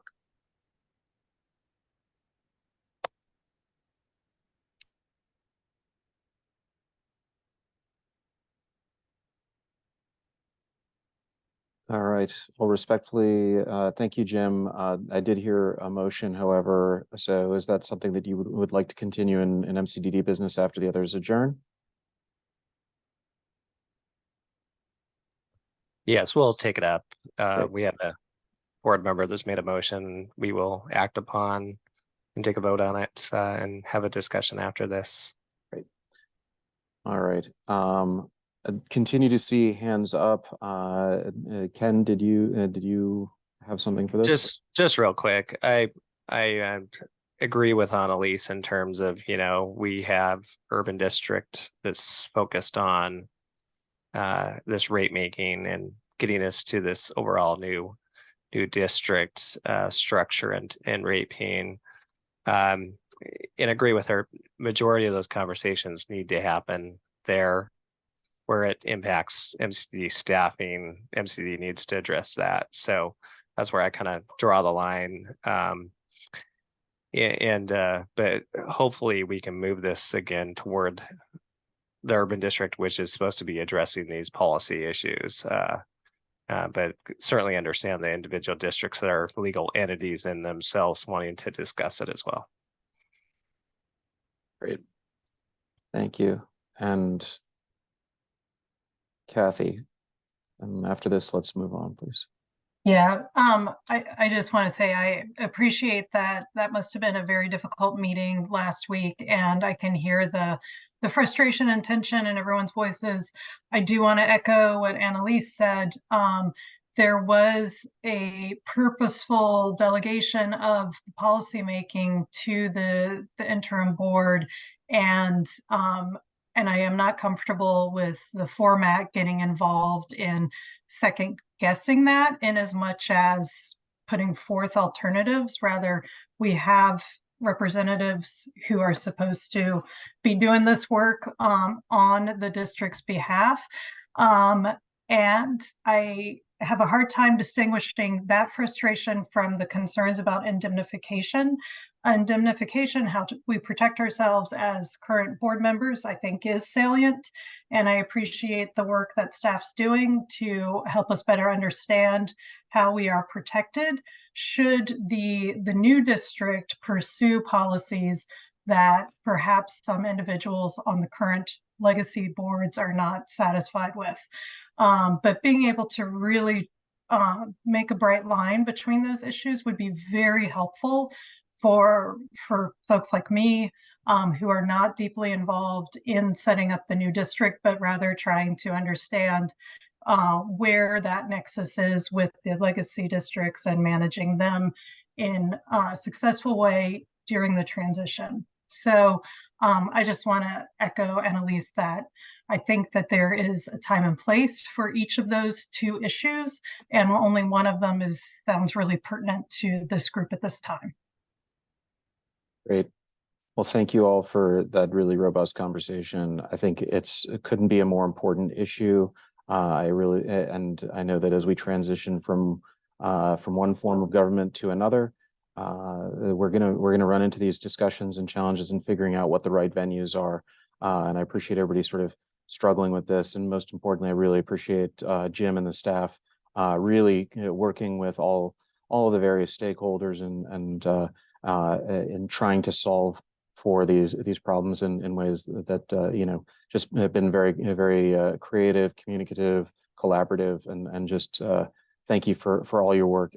So we'll figure out what the right next agenda items are for the format, but appreciate the conversation. So with that, why don't we move on to, well, first we can actually adjourn SDIC and Pen 1.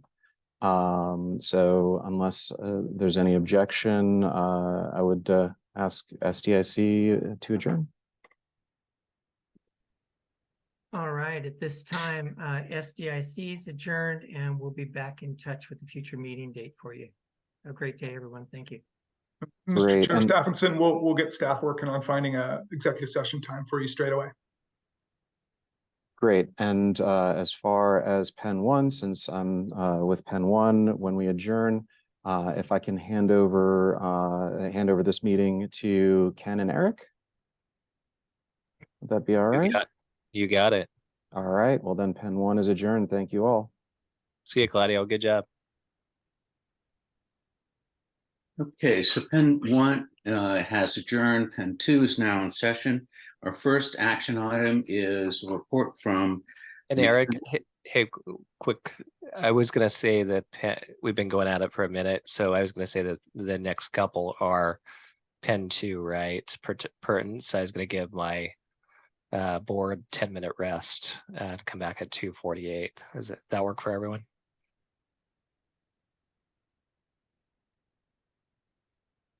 I'm sorry. Are we suspending activity for a couple of minutes? For everyone or just MCDD? Just MCDD. I was going to say carry on. Just since this is pertaining just to your board, I was going to let everyone go use the restroom on the MCD board because we have a long agenda after that. Okay. Yeah. And flush twice because your local utility needs the revenue. All right. See you back here at 2:48.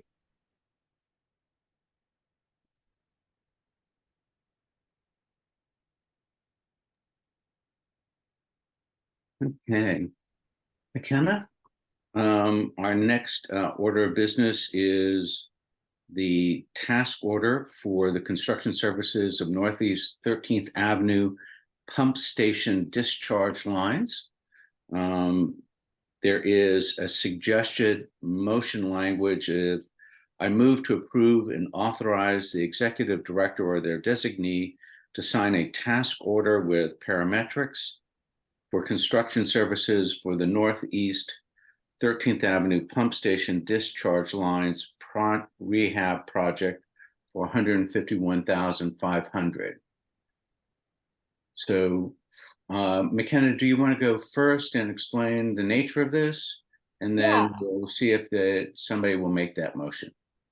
Yeah, thanks, Eric. I'll make this quick. So yeah, we're ready to start up our last task order under an existing contract with our design consultant, Parametrics, for this project for construction services.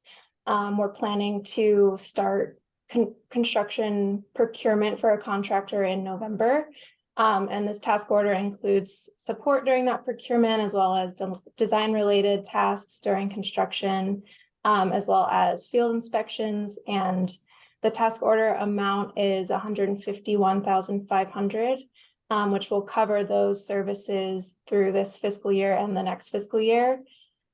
You will also see on my one pager that approving this task order also means a contract amendment to increase the maximum allowed compensation on their contract by about $95,000.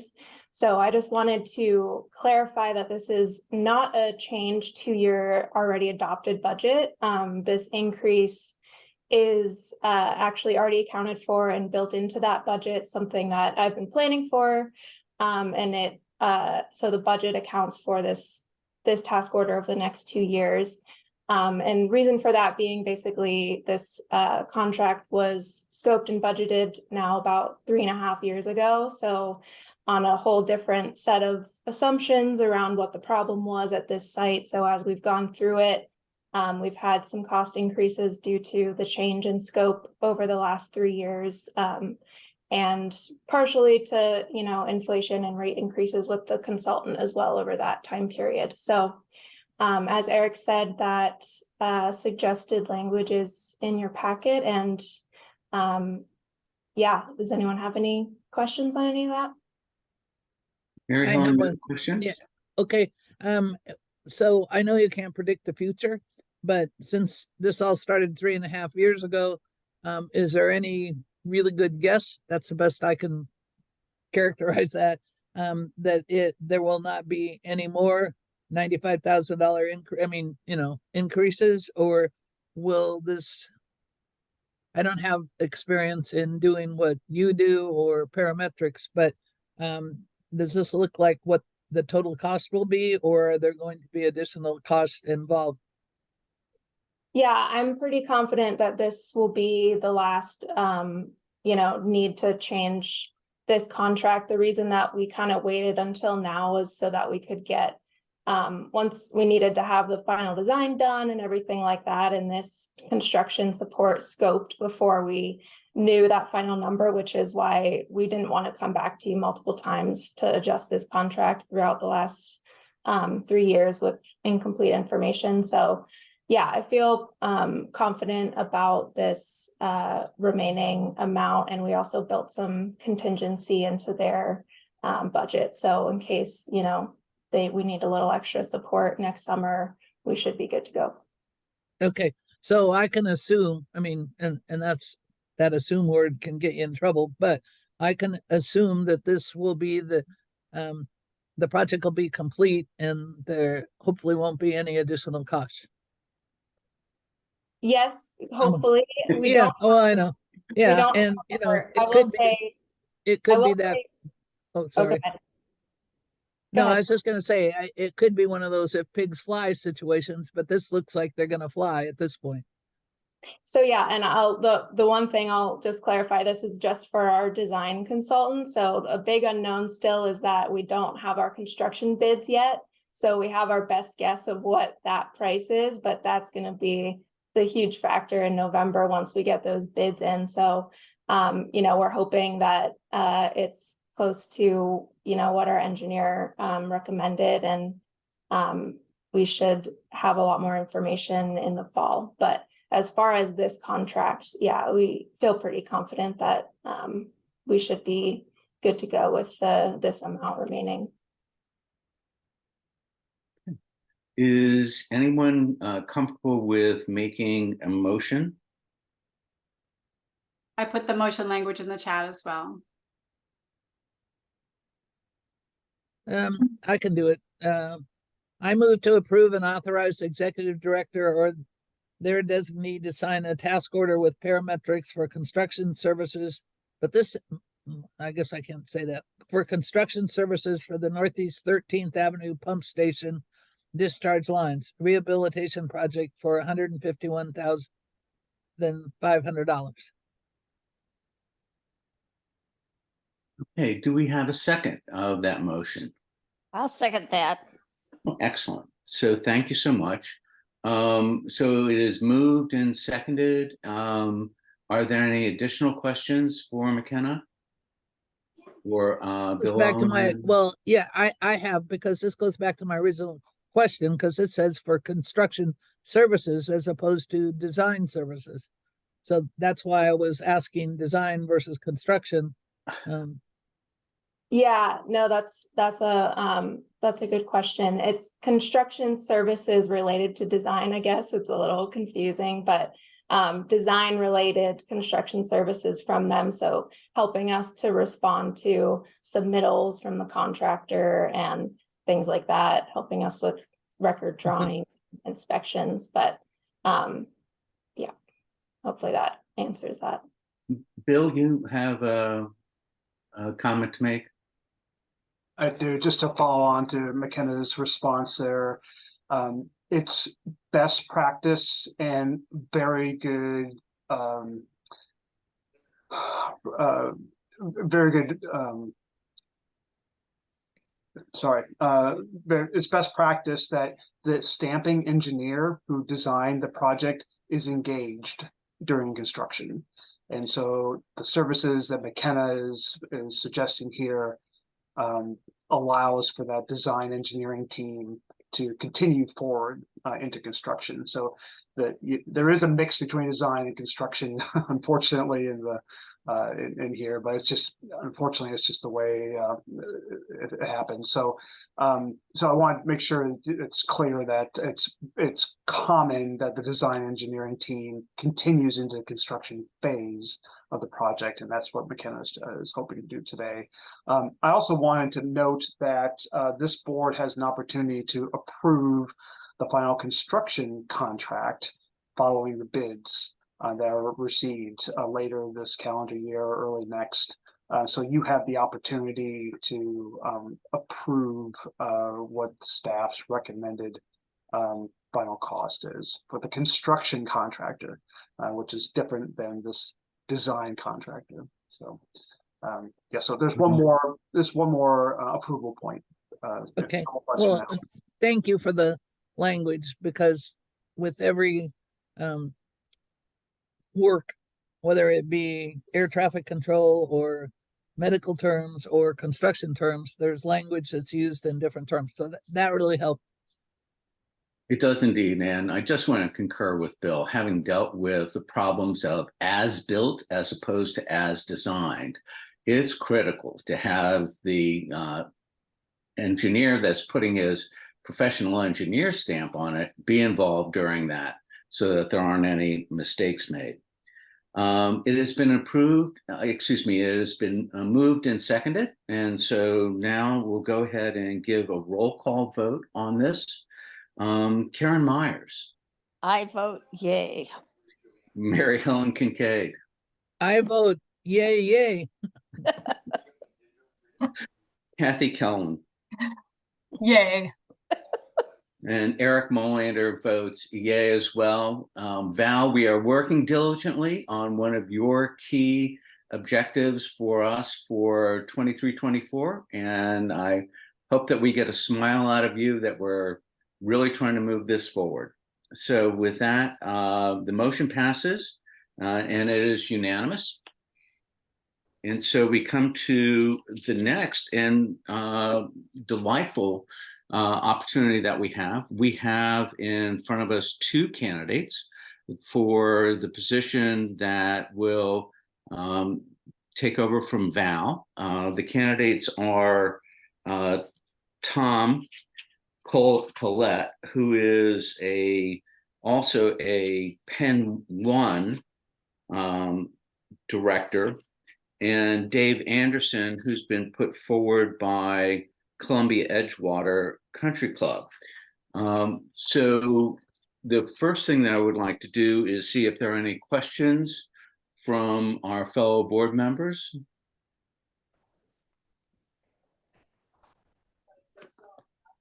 This is Kathy. I can't tell from my screen whether the candidates are still on the call or if they have already left. The candidates are not present right now. Okay, Kathy. thank you.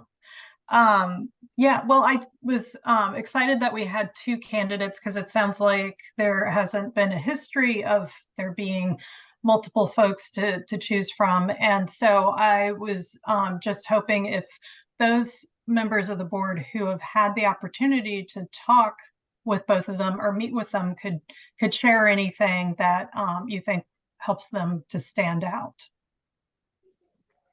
if that's appropriate. I think that is completely appropriate. So I have not been able to speak with Tom Collette.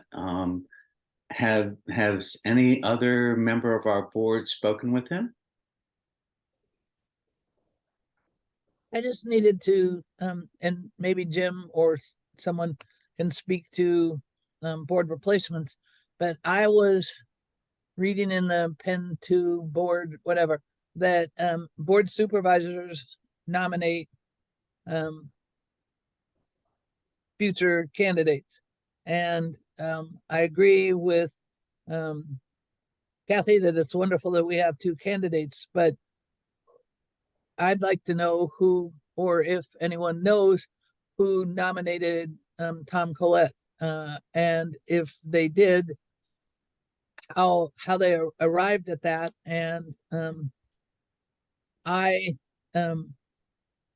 had an exchange with Dick Schaefer, who is a former Penn 2 board supervisor, longtime board member, about Dave Anderton, and he gave him high regards and thought that he would be a wonderful representative of Columbia Edgewater. So that's my conversation with Dick Schaefer, who I think is well respected in my book, and everyone else is who, while he served on the Penn 2 board. So Wendy, you've got a comment? Tom Collette's joined the meeting. I would say that in answer to Mary Helen's question, we did receive a letter from the director of parks for the city of Portland asking the board to consider his appointment to the board, and that was included in your packet. Okay, got it. Okay, I saw that, but did any board supervisor have any interaction? Well, maybe Tom can answer that. I think just to clarify, Mary Helen, if I'm understanding your question, no one on the board needs to nominate a person to be appointed. Anyone can approach the board and ask for appointment. And so they don't necessarily have to be kind of like sponsored or nominated by anyone here, but you are certainly welcome to do outreach to try to do recruitment. But anyone could come in and ask for the appointment, and then it's up to you all to make the decision. Got it. Jim, you've got a... Thank you.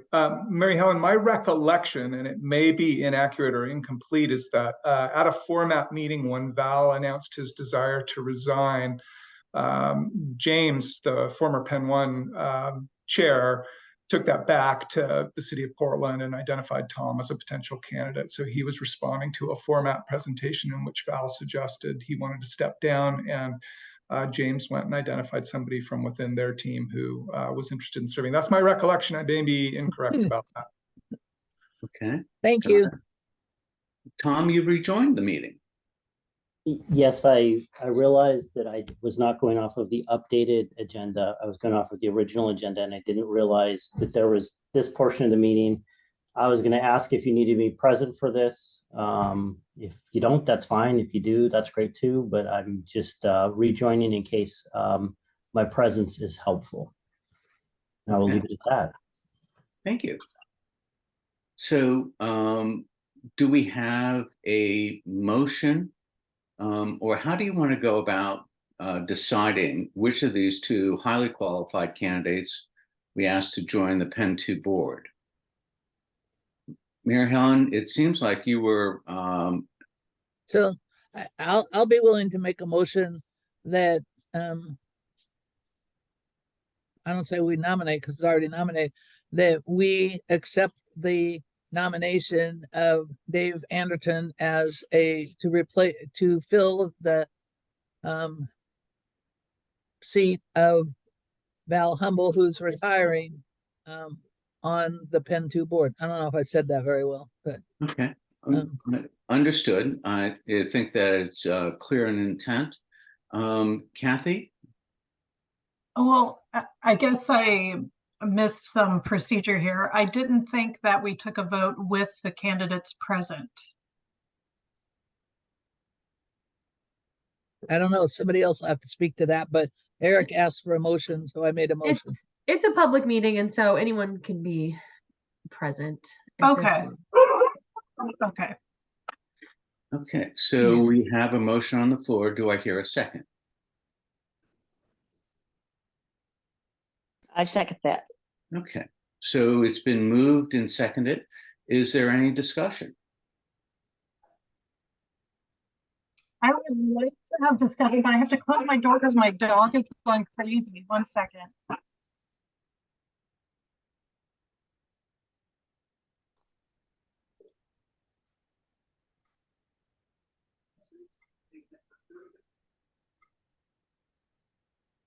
Thank you for your patience. Okay, you'll probably still hear her through the door. At the last board meeting, there was discussion. I believe, Eric, you had said you would help arrange opportunities for board members to get to know a little bit better each of the candidates, and that didn't happen. I had been waiting to hear from you for an update, and there wasn't one. And so I honestly do not feel like I have sufficient information to take a vote today. Okay, so if you care to abstain, that is your reasonable choice.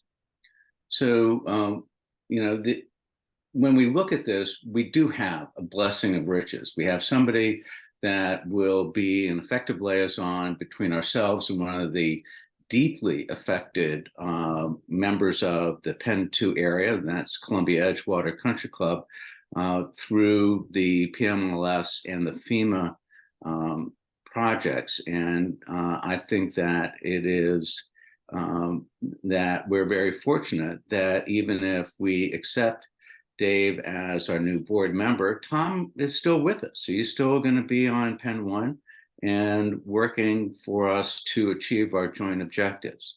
With that, I'm going to call for a roll call vote on this.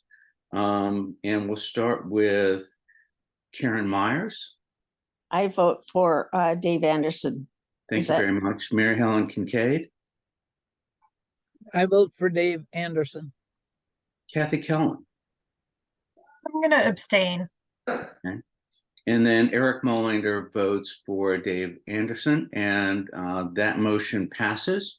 And we will start the process of getting him onboarded so that at our next meeting, which will be the landholder meeting, that we'll be able to move forward with that.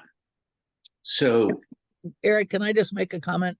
Sure. I think Dave Anderson will be a wonderful new board member, but I'm hoping that Val will continue to join us and show up in our meetings because he has such a rich history and insights, and he really is remarkable. And so at least now he doesn't have the burden that you have. But Val, I know you're out there and you're sitting in your library, but please join us at any future time. And I'm going to still call you and ask you what you think.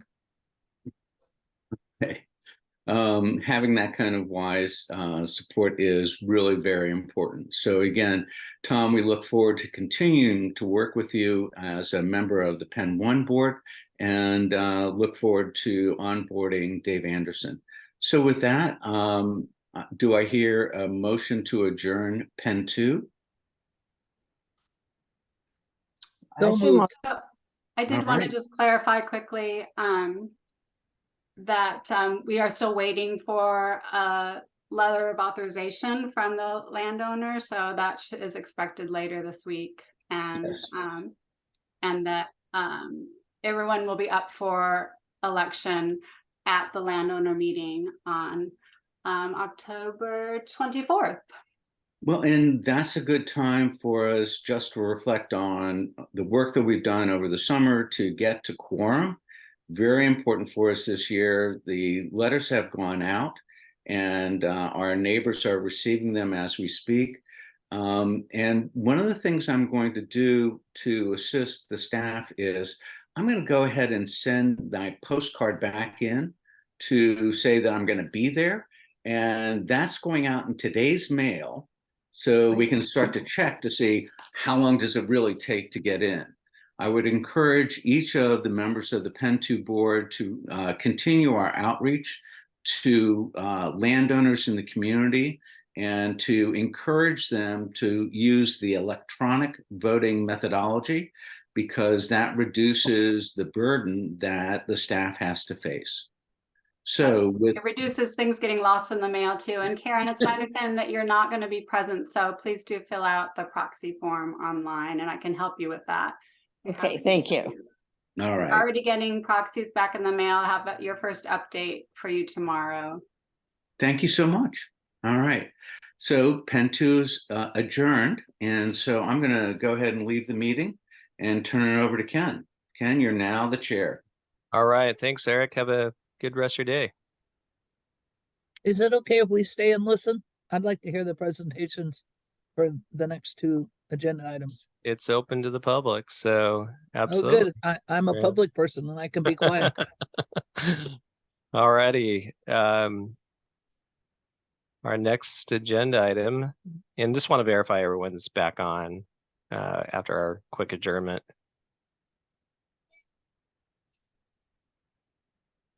Yeah, I'm looking here. Sorry, I have to scroll through. I believe we. I think you got them. everyone.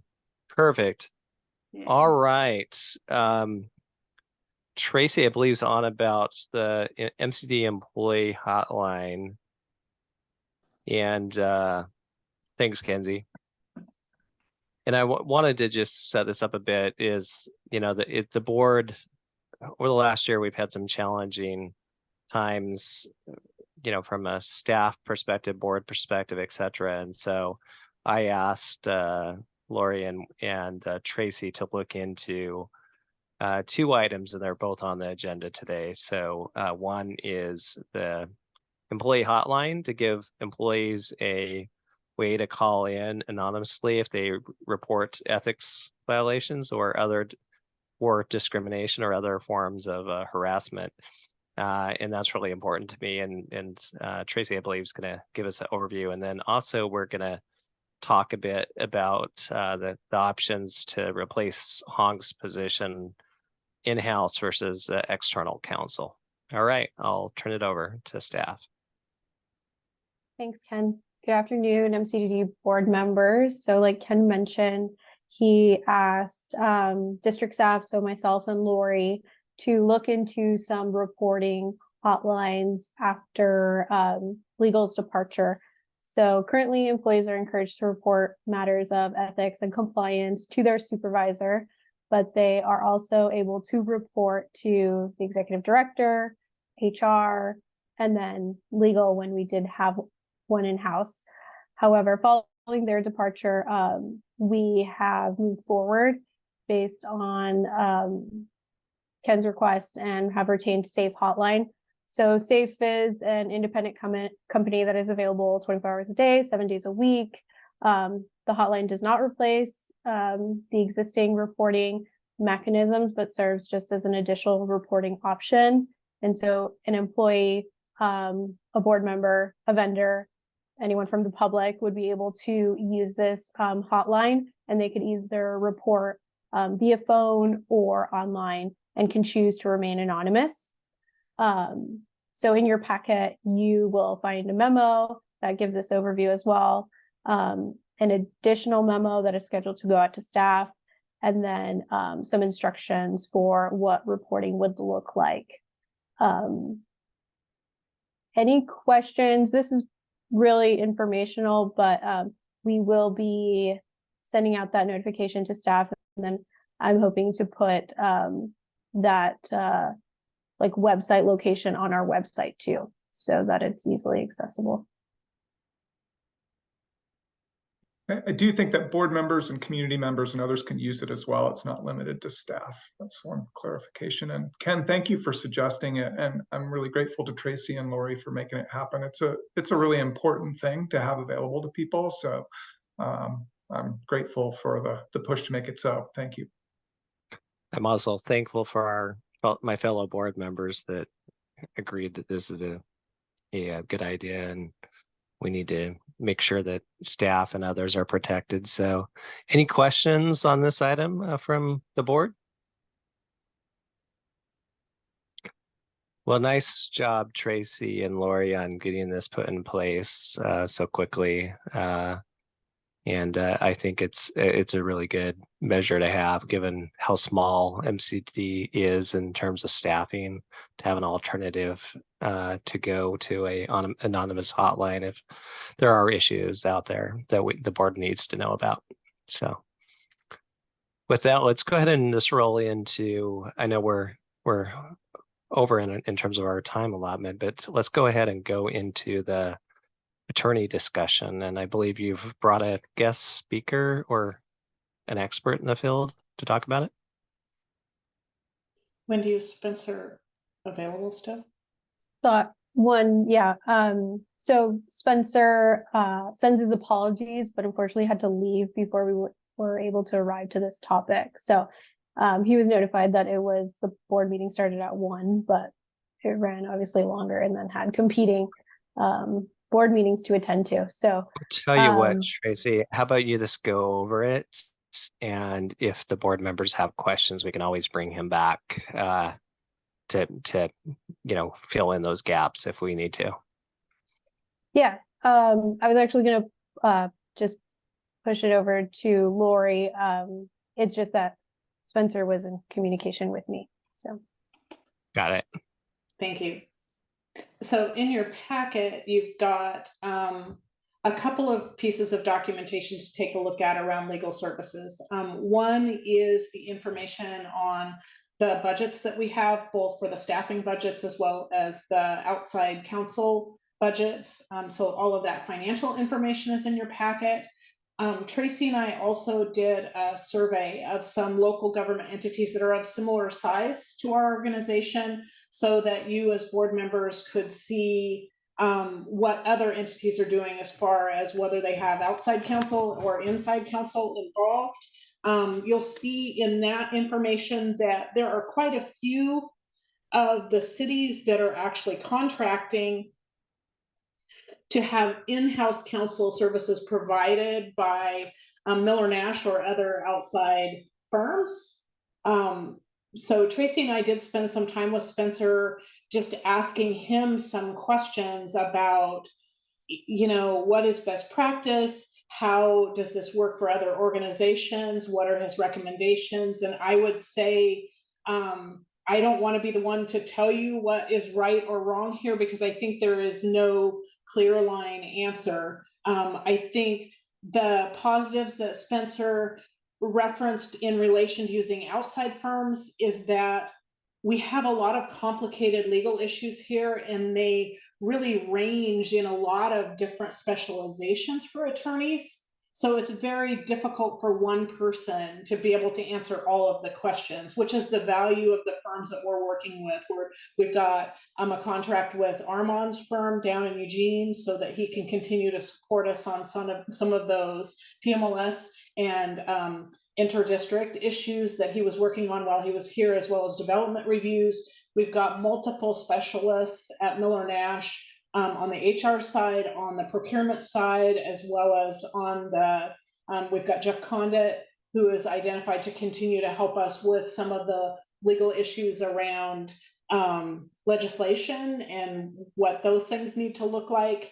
And I have Allison, who has agreed to continue her contract with us as well at about 10 hours a week to be able to provide us with support with the GEO bond and some of the areas that she is truly very capable of, and has been a good support to us as well. So I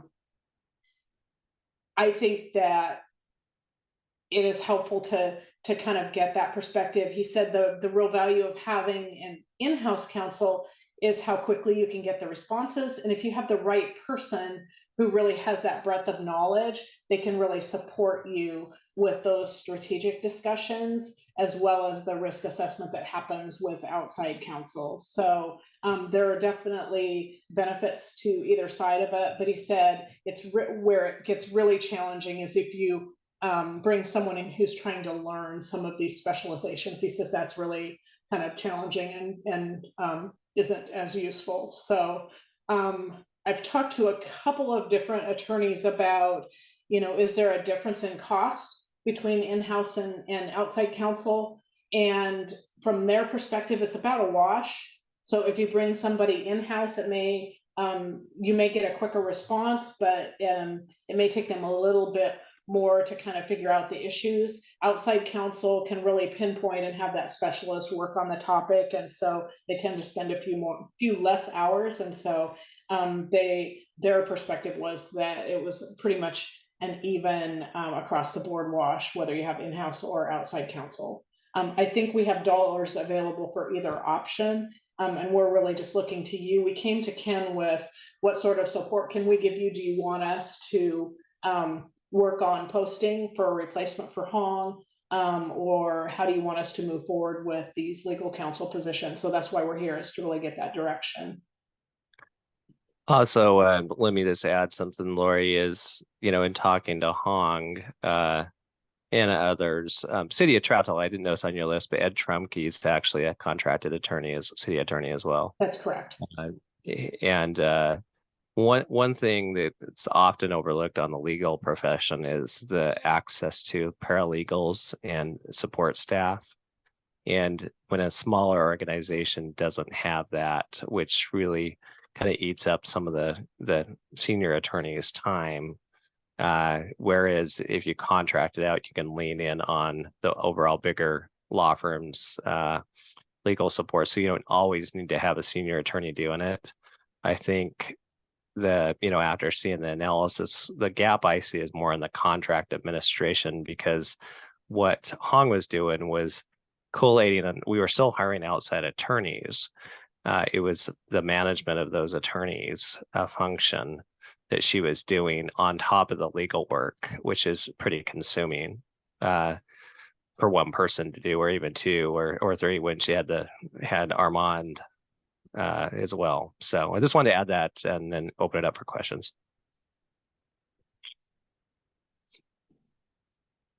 Any questions from the board on Lori's analysis? I've got a question. So one of the things that Hong was doing was the management of the outside counsel. If we do decide to go with outside counsel, how would that take place?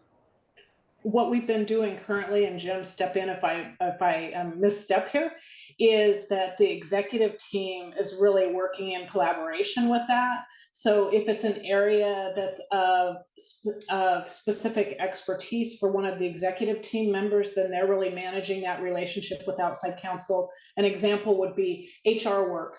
I'm managing that piece and working very closely with Tracy in making those decisions as to whether we need to send something out or whether we have knowledge of the regulatory issues that would allow us to make a decision. The same thing with procurement. I'm working very closely with my procurement team, and we are working very closely with Miller Nash on those procurement issues that need support, helping us with some of our contract templates, reviewing contracts, those sorts of things. On the development review side, Bill has really taken on that challenge and is managing those relationships and working with the attorneys directly on the development review.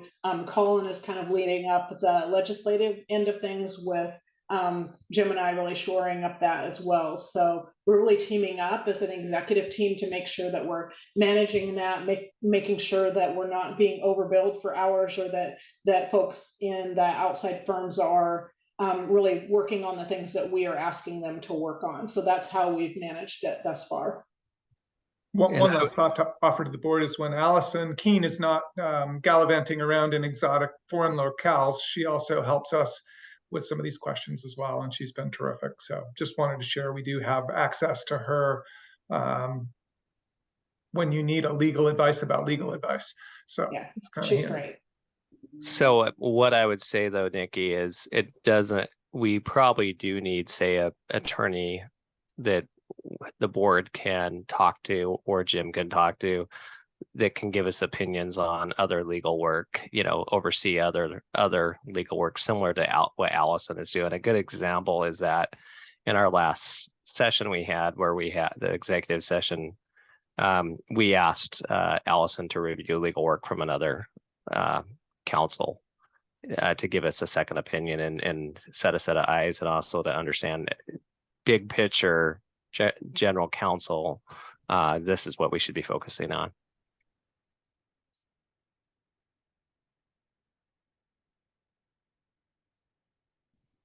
Darian, do you have a question? Yeah, thanks. So in our prior scenario, we had the in-house counsel effectively as a direct report to the board. And it sounds like in this scenario that you're describing, the executive team would effectively be sort of coordinating what amounts to a number of different attorneys in different functions. What would be in that situation? What's the interface with this board in terms of, and I guess along with that, what does the board need to have some conversation about how we, just about that change? Yeah, I think Darren, you bring up this is really a policy change, so I don't expect us to get through this today. Let's just introduce the topic. What happens now is Allison technically reports to me and I approve her bills.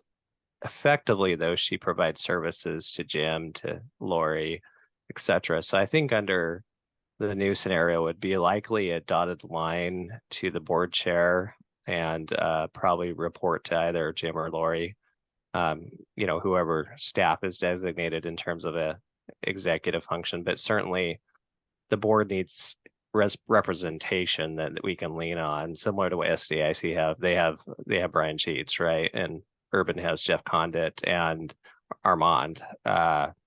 So we need to be able to call upon our own counsel per se, and that wouldn't change. It would just be a matter of we wouldn't have a dedicated FTE reporting to us, just a contract.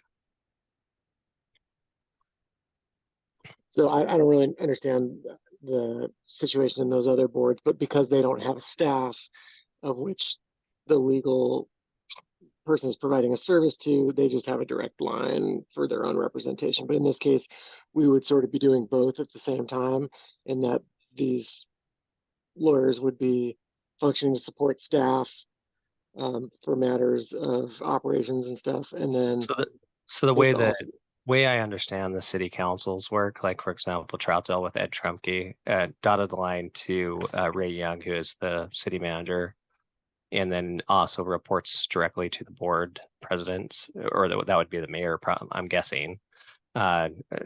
Similar to, I think, Jeff Condit's the one for Fairview. Yes. And so there's always a direct tie to the head of the council or board, but there's also typically a direct tie to the executive director or the person charged with managing the organization. In that case, for a city manager. And that question really, Darian, was why we wanted to bring Spencer in, because he can give you a much better perspective about best practices and how other organizations have that reporting relationship work. So if I would suggest, we're happy to work with Spencer and have him come back and talk to the group about best practices there and how we can best support the board with the legal support that you're looking for as well. So I think it was really helpful to talk to him and hear from him how that was working in other locations. Yeah, and that would be helpful, I think, at some point for me at least. I just want to say I think potentially I like this arrangement better. I think it's more flexible, but I guess I'm not 100% clear on how it would all. We'll schedule another session. Okay, that sounds great. We can bring SDO's attorney, I think for this one to introduce the topic. Anything else, Darren? And then I'm going to move on to Corky. All right, Corky. Just kind of raise another issue because, yeah, there's advantages and disadvantages as far as I can see. I will say that when Hong first came on as general counsel, I think most people that are on the board would say that, oh, that was really nice. There were a number of advantages, and it was easy to have a small legal issue quickly resolved and confidently resolved. So I tend to lean in that direction. But here's my issue / question is MCDD is going away, in relatively short order. So has there been any contemplation about, hiring a general counsel and then, 6 months from now saying, well, I don't know, well, a year from now, saying, maybe the job goes away. I'm a little concerned about that. In my opinion, Corky, that is another good reason not to hire somebody because, one, it would be hard to recruit somebody because there's a lot of uncertainties. Do they get a job or don't get a job? Likely we're going to say, yes, you're going to stay on, but still they're going into a new district, a new board, etc. That role is a little more high profile, I would say, so there's some risks to them. And then it's probably costly to recruit somebody. So that is weighing in terms of my mind of a reason why, if the urban district, when it becomes a new functioning district and everything's combined, they want to hire their own inside counsel. It's probably a time to make that decision. And sorry to Dave Robertson with our head of our public affairs walk by. So I hadn't seen him in a while. I guess my question perhaps really is, maybe Jim can get back to us later on with, we put into place security for staff, and confidence that staff is going to be retained as we go through this transition. Would that apply to the general counsel? Maybe that's the more pointed question, perhaps. Yeah, I'd be interested. Maybe we need a lawyer to look at the resolution. But it does say that there's a commitment to retaining staff. And that said, a new board can cut budgets or do whatever else. Certainly, if somebody ends up in my orbit, I'm going to follow the direction of the board.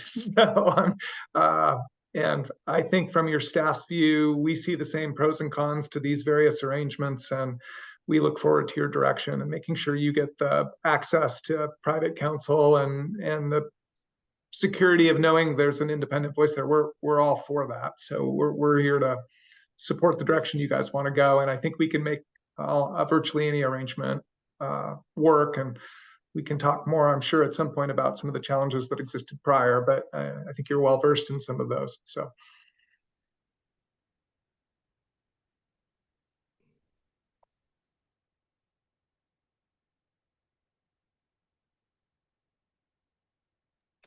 You're muted, Ken. Oh, there you go.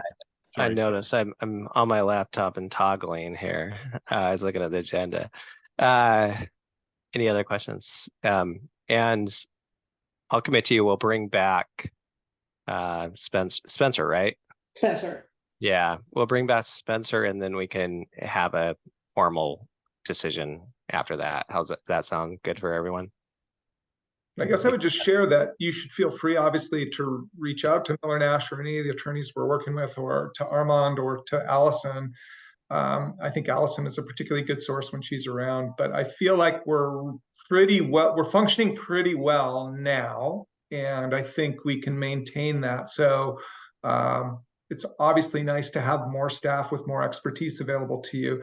But we do really have some good contracts with some great lawyers. And thanks to Lori and Bill and Colin and all the others who are doing the research, I think we're in okay shape in a holding pattern where you guys do more deliberation. So unless your needs aren't getting met, in which case, please tell me and we'll come up with a strategy to ensure that they are. Yeah, I think we're good to wait until next month, until our next meeting, and then we can put it on that agenda. And I think it's important, though, to make a decision, and because Allison is temporary, and I think we should probably go out and find a general counsel per se contracted because Did I you know that, send her a proposed contract amendment to keep her around? I'm not sure she's going to say yes. if she yeah, wants to I know retire. at some point in time she wants to retire. So, so and we may need more than 10 hours a week, you know, so she's great to volunteer and help, but I'm not sure that's a multi-year solution.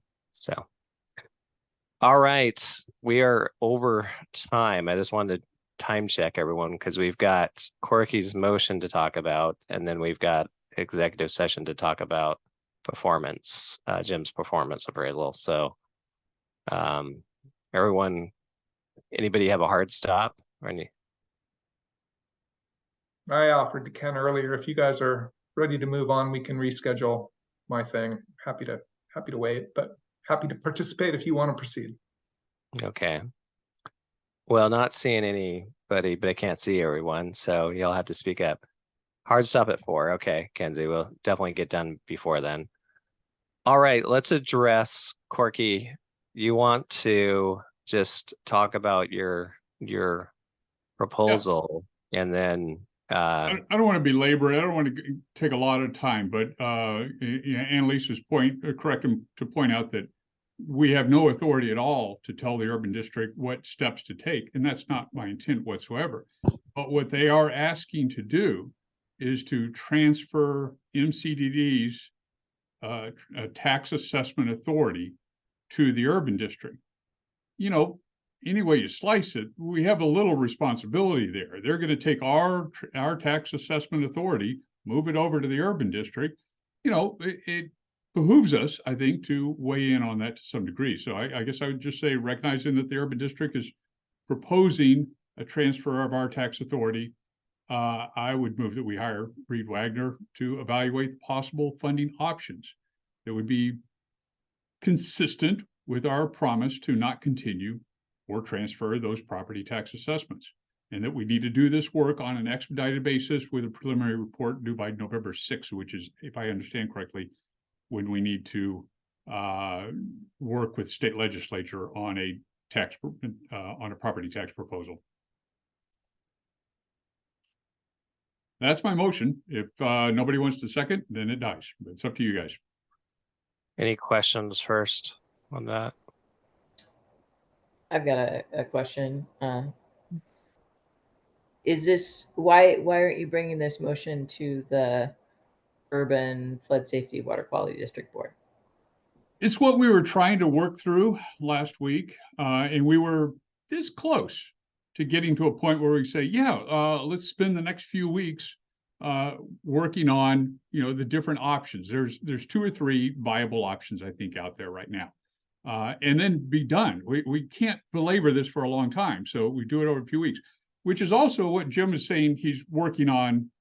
At the beginning of our meeting, Jim, you mentioned that you're already planning to do that work, which is not completely consistent with what the urban district said, but, you know, basically is. So thank you, Jim. I appreciate that. But we were very, very close to having kind of a compromise resolution where it said, yeah, let's spend a little bit of time diving into the details, figuring out if any of these other options are viable, and then move on as of November 6th. And then the meeting got interrupted, and a minor amount of chaos broke out, and they went back to the original motion, which was, even Steve Fancher, our chair, said, yeah, this was not a particularly well-crafted motion. And so the concern is that kind of started to create a divide between the urban district and the legacy districts. The urban district was essentially saying, we're not worried about the things you guys are worried about. I'm not going to weigh in on who's right or wrong on that. I'm just saying that it's fair to say that there's that divide there. What I'm trying to do is to minimize that divide. I'm trying to bring people back together and say, let's exhaust these possibilities for a few weeks. Let's build on what Jim's already been doing. Let's assist staff in looking into these possibilities in these coming few weeks, and, you know, try and patch this thing back together so we don't have different districts going off in different directions. It boggles my mind that people want to pick a fight. Let's not pick a fight. Let's bring them together. That's my pitch.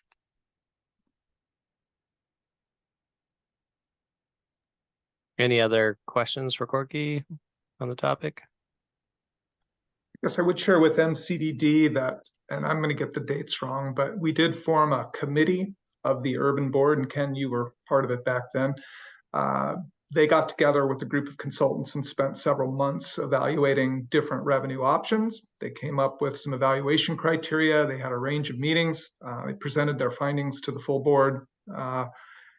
And they eliminated a variety of the options that are being put back on the table for a variety of legitimate reasons. There are some that were maybe called a service charge, and Councilor Rittman is suggesting that calling it a user fee will change some of the legal framework. That may or may not be true. But I guess I just want to remind the board of MCDD who didn't participate that there was a fairly extensive process in evaluating revenue options that was done. And we are happy to continue to look at some of the options Councilor Rittman has proposed, which include a fee on employees, which include tolling on the latent I-5 bridge, which include a tax on takeoffs and landings at PDX, and which involve a potential vehicle registration fee on vehicles in the floodplain, and some mechanism for potentially taxing vehicles for their time spent in the floodplain. All of those are potential ideas.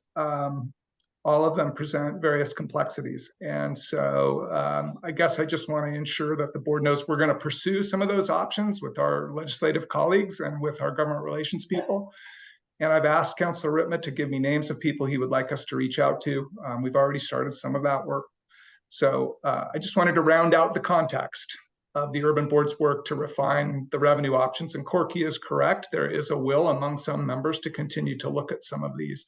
My personal opinion is that the options that Councilor Rittman put on the table may be workable in a medium or longer term, but they're not very workable in the short session. And I've shared that with Councilor Rittman and his attorney directly. So I just wanted to give you that context.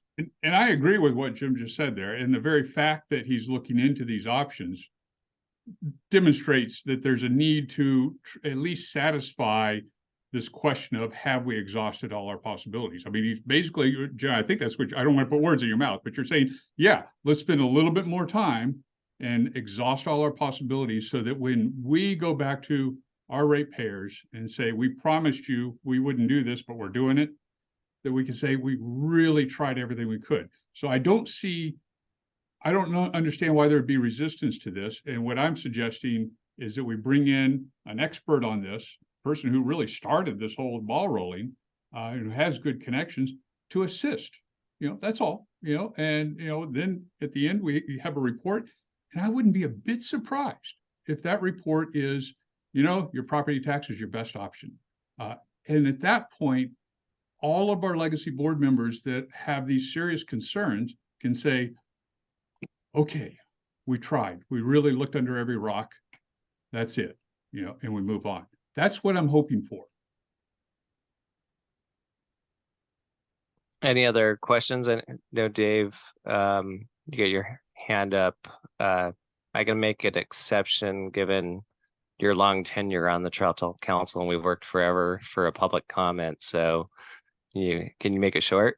I promise to make it short. I just endorse Corky's idea. I think this having an expert that Corky identified as being really expert and willing to give it a neutral look is a chance to bring the urban district board back together.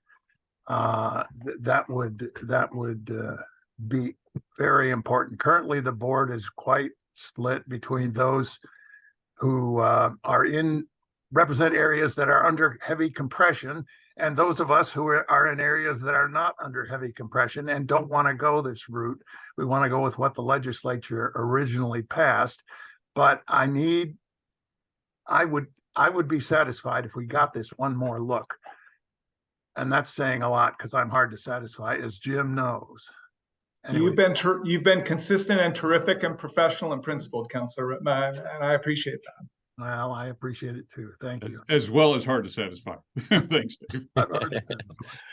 Yeah, great to see you, Dave, and appreciate it. Thank you for letting me speak. You're welcome, Kenzie. And Dave is working hard to find ways to improve what we're doing, and I want to acknowledge that. So thank you, Councilor Rittman. Thanks. I guess I do have a quick question for Corky. first, I really appreciate you like looking for solutions to build back trust and rapport, et cetera. And I think I really commend you for that, and especially for bringing this recommendation to us. Just setting aside kind of my views on, is this a good idea or bad idea? I'm a little bit hung up on if it's like the best path forward for us to make this decision. And I'm curious if you think, and I kind of feel like a bit of the intention behind your proposal has, we've made a little bit of inching towards it by really having this discussion and surfacing it, not to say we're where we need to be, but I'm curious if, should management decide to make that decision on their own, if we could get there without the MCDD board, indicating that is the direction that we would like to go via a motion. Did that question make sense? No, I didn't quite understand. Do you feel like if MCDD management decides to go that path and go through with the recommendation, that the consensus and benefit of that could be achieved that way instead of the MCDD board indicating that that is the direction that we must go? Well, let's see if I can answer it this way. I think the goal here isn't to send us in a certain direction with one particular type of funding. That's not the goal. That is up to the urban board. The goal is to try and bring the districts back together. There's division going on, and that's very disturbing to me. To give you an idea, let's play this out just real quickly. Let's say we move forward the way we're going right now, which you've got folks in different legacy districts not very satisfied. I'm not really one of them. Well, I guess I am dissatisfied with the way the process is working out, but I'm not dissatisfied with the property tax idea. But there are a number of people that are. So we move forward with the property tax idea. We need to go to the state legislature to get a change to ORS 550 to transfer that taxing authority from MCDD over to the new urban district. Well, now, if you haven't resolved this rift between the districts, then while you're going to the state legislature on this, it's perfectly reasonable to imagine there's going to be some of the folks and some of the boards getting together and going to the same legislators and saying, we don't like this at all. Right now, if you're a state legislator that has got these two sides saying, we want this, another one saying we don't want it, what do? Well, you sit back in a short session and say, I'm not going to deal with it. I'm just going to play it safe. Now we're in March with no funding mechanism. This is a problem. We don't want to go there. And it's so easy to not go there. Let's just do this last quick look, bring in Reed, who better to look at the options here. I can't think of anybody better suited for that. And I can't guarantee it, but I mean, you really reduce the risk of that problem later on by doing so. So why not? Yeah, and my final thought is not to speak on the why not or how the quality of the idea. I'm just questioning if it's like our decision to make, or if we should just defer to management on how best to achieve that, which I think is absolutely a desired outcome. We cannot make the decision about what funding will be used in the new district. And I'm not suggesting anything along those lines. That's what I believe what Annalise was getting to. Absolutely. No, we have no authority there at all. However, they are talking about taking that MCD taxing authority and moving that over to another entity. I don't know about you, but for me, it's like, well, maybe I should be thinking about that. Maybe I have some responsibility rather than just saying, sure, especially given that in ORS 550 is embedded this promise to not use property taxes, which we're probably going to have to break that promise. But let's make sure that we've done everything we can before we break the promise. Let's make sure that everybody that's breaking that promise can say, well, we tried really hard. Does that make sense? I'm jumping around a little bit, but but no, we're in the end, we may hypothetically, we could come up with this fantastic funding mechanism that everybody says, whoa, that's fantastic, that's perfect, it solves everybody's problems, and the urban district could still go another direction. That's up to them. We don't have any rights there. All we're trying to do is our due diligence before we dissolve and go away to make sure that we're leaving our ratepayers the best possible options, the best possible system. Jim, you have your hand up. Yeah, thanks. I hear loud and clear that this board wants us to try and patch up the urban board relationships. You've given very clear direction on that. And I was already moving in that direction. I am going to be bold here, and probably a bad time for me to do it, but I think it's inappropriate for this board of directors to direct me to hire a specific individual or contractor. I think that's outside of your lane. And I think it is challenging from a public procurement standpoint. We don't even know if Reed is available, or perhaps you've already talked to him, Corky. I don't know.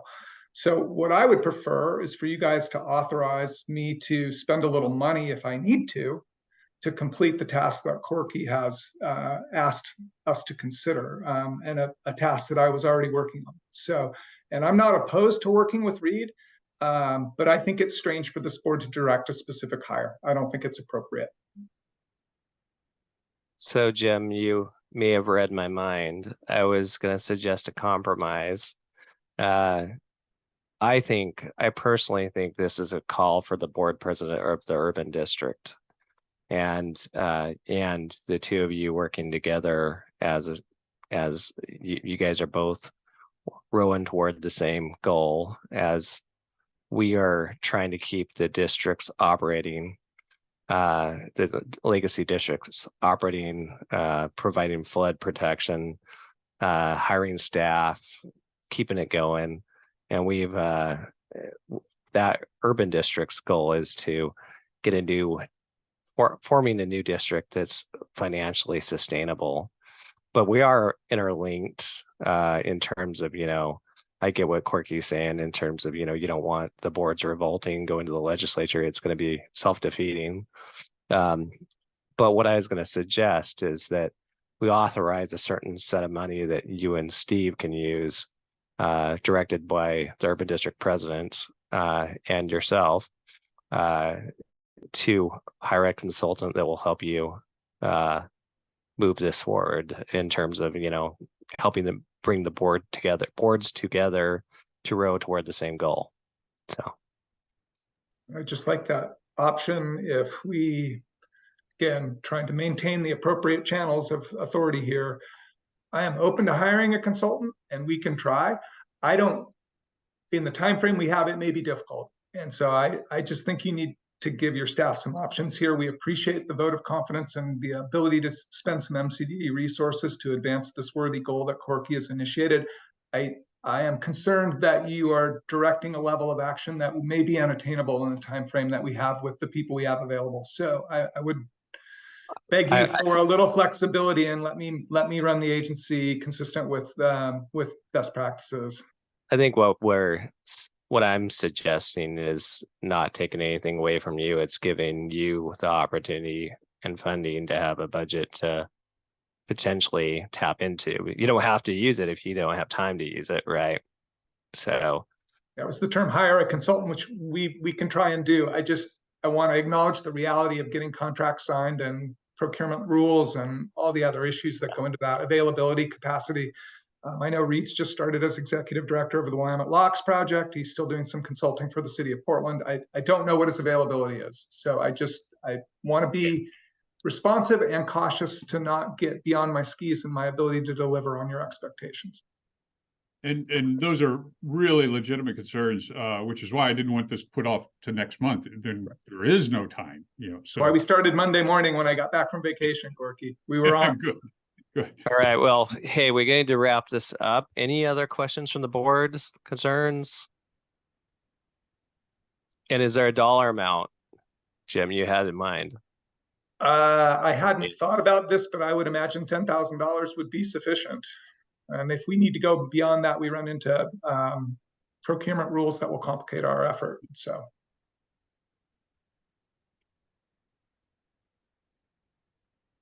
All right, Corky, do you want to keep your Or do you want to modify your resolution you put on the table? Does somebody have a suggestion? I feel like I have really clear direction from this board already. I'm happy to follow any direction you provide through a motion. And Corky, I will continue to collaborate with you to try and make things better.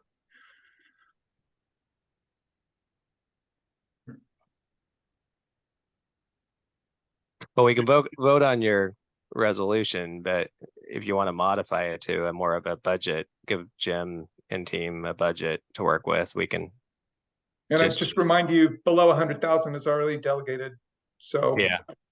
No, I think we look to Jim to tell us what is, or there's Lori, maybe Lori too, to tell us what works in terms of procurement. If you're saying a cap of 10,000 enables you to move forward faster on this, then great, let's go with a cap of 10,000. Yeah. I can direct award. I can direct award at that level. We can direct award at 10,000 or under, which is a small procurement. And you've already given us a budget. $10,000 is not a big part of our budget, so I think we can find space for it. And if you want to modify the budget, that's a whole different process that I will not be able to do today. But there's no need. But there's no need. Well, it sounds like Jim already has the authority to do it. Yep. It's just a matter Hold of me accountable for getting it done, Corky. I think that's the path. If you want to go on the record and vote what our, the board wanted to go on the record, what our direction is, I guess is. If anybody. I mean, I'm not here to get my motion passed. That's not the point. So, right. Jim, if you're committing to move forward on this and willing to look into, using previous experts on exactly this area. I commit to calling Reed and seeing whether he's available. Great. I think that satisfies me. Does that satisfy everybody else? Everybody good with that? Thumbs up. All right. Corky, I want to reiterate my appreciation for your effort to help us with resources. Thank you. Like a thorn in the butt, huh? No, it's great. I mean, you heard me complain to you one time and you're reacting positively. I'm grateful. I truly mean it. It's helpful. Well, I appreciate the civil discussion on this and the input because, we've been trying to row in our own lanes, but sometimes those lanes swerve into each other. And, it's helpful that we just talk this through and entertain concerns that our board members have and our landowners have. So I'm glad we were able to have this discussion. I appreciate it. And all the board members, even with their frustration or disagreements, are helping. I mean, they are all working towards finding a solution that works for them. So I think it's important to acknowledge that there's definitely some tension. Corky's correct. All right. Well, I'm gonna make an executive decision and postpone your performance. I know that's hurts Wendy's scheduling, but I want to give you more justice of doing it in 10 minutes. So well, now you can hold me accountable for this new task too. So yeah, add that to the list. That's right. No, that's fine, and I appreciate that. And I will say I did get a chance to just skim the written review, and I appreciate the feedback and look forward to talking with you more thoroughly about it. And I take the feedback seriously, and I'm grateful for the opportunity to serve the board. So thank you. All right. Is there any final questions, thoughts, concerns the board has? All right. Well, appreciate Dave, you also hanging in there with us on this one. It's great to see you and your service on the Urban District Board as well. So with that, I'm going to say we are adjourned. Appreciate it, everyone. And I hope you all have a wonderful rest of your day. Thank you. Thank you. Thanks. Thanks.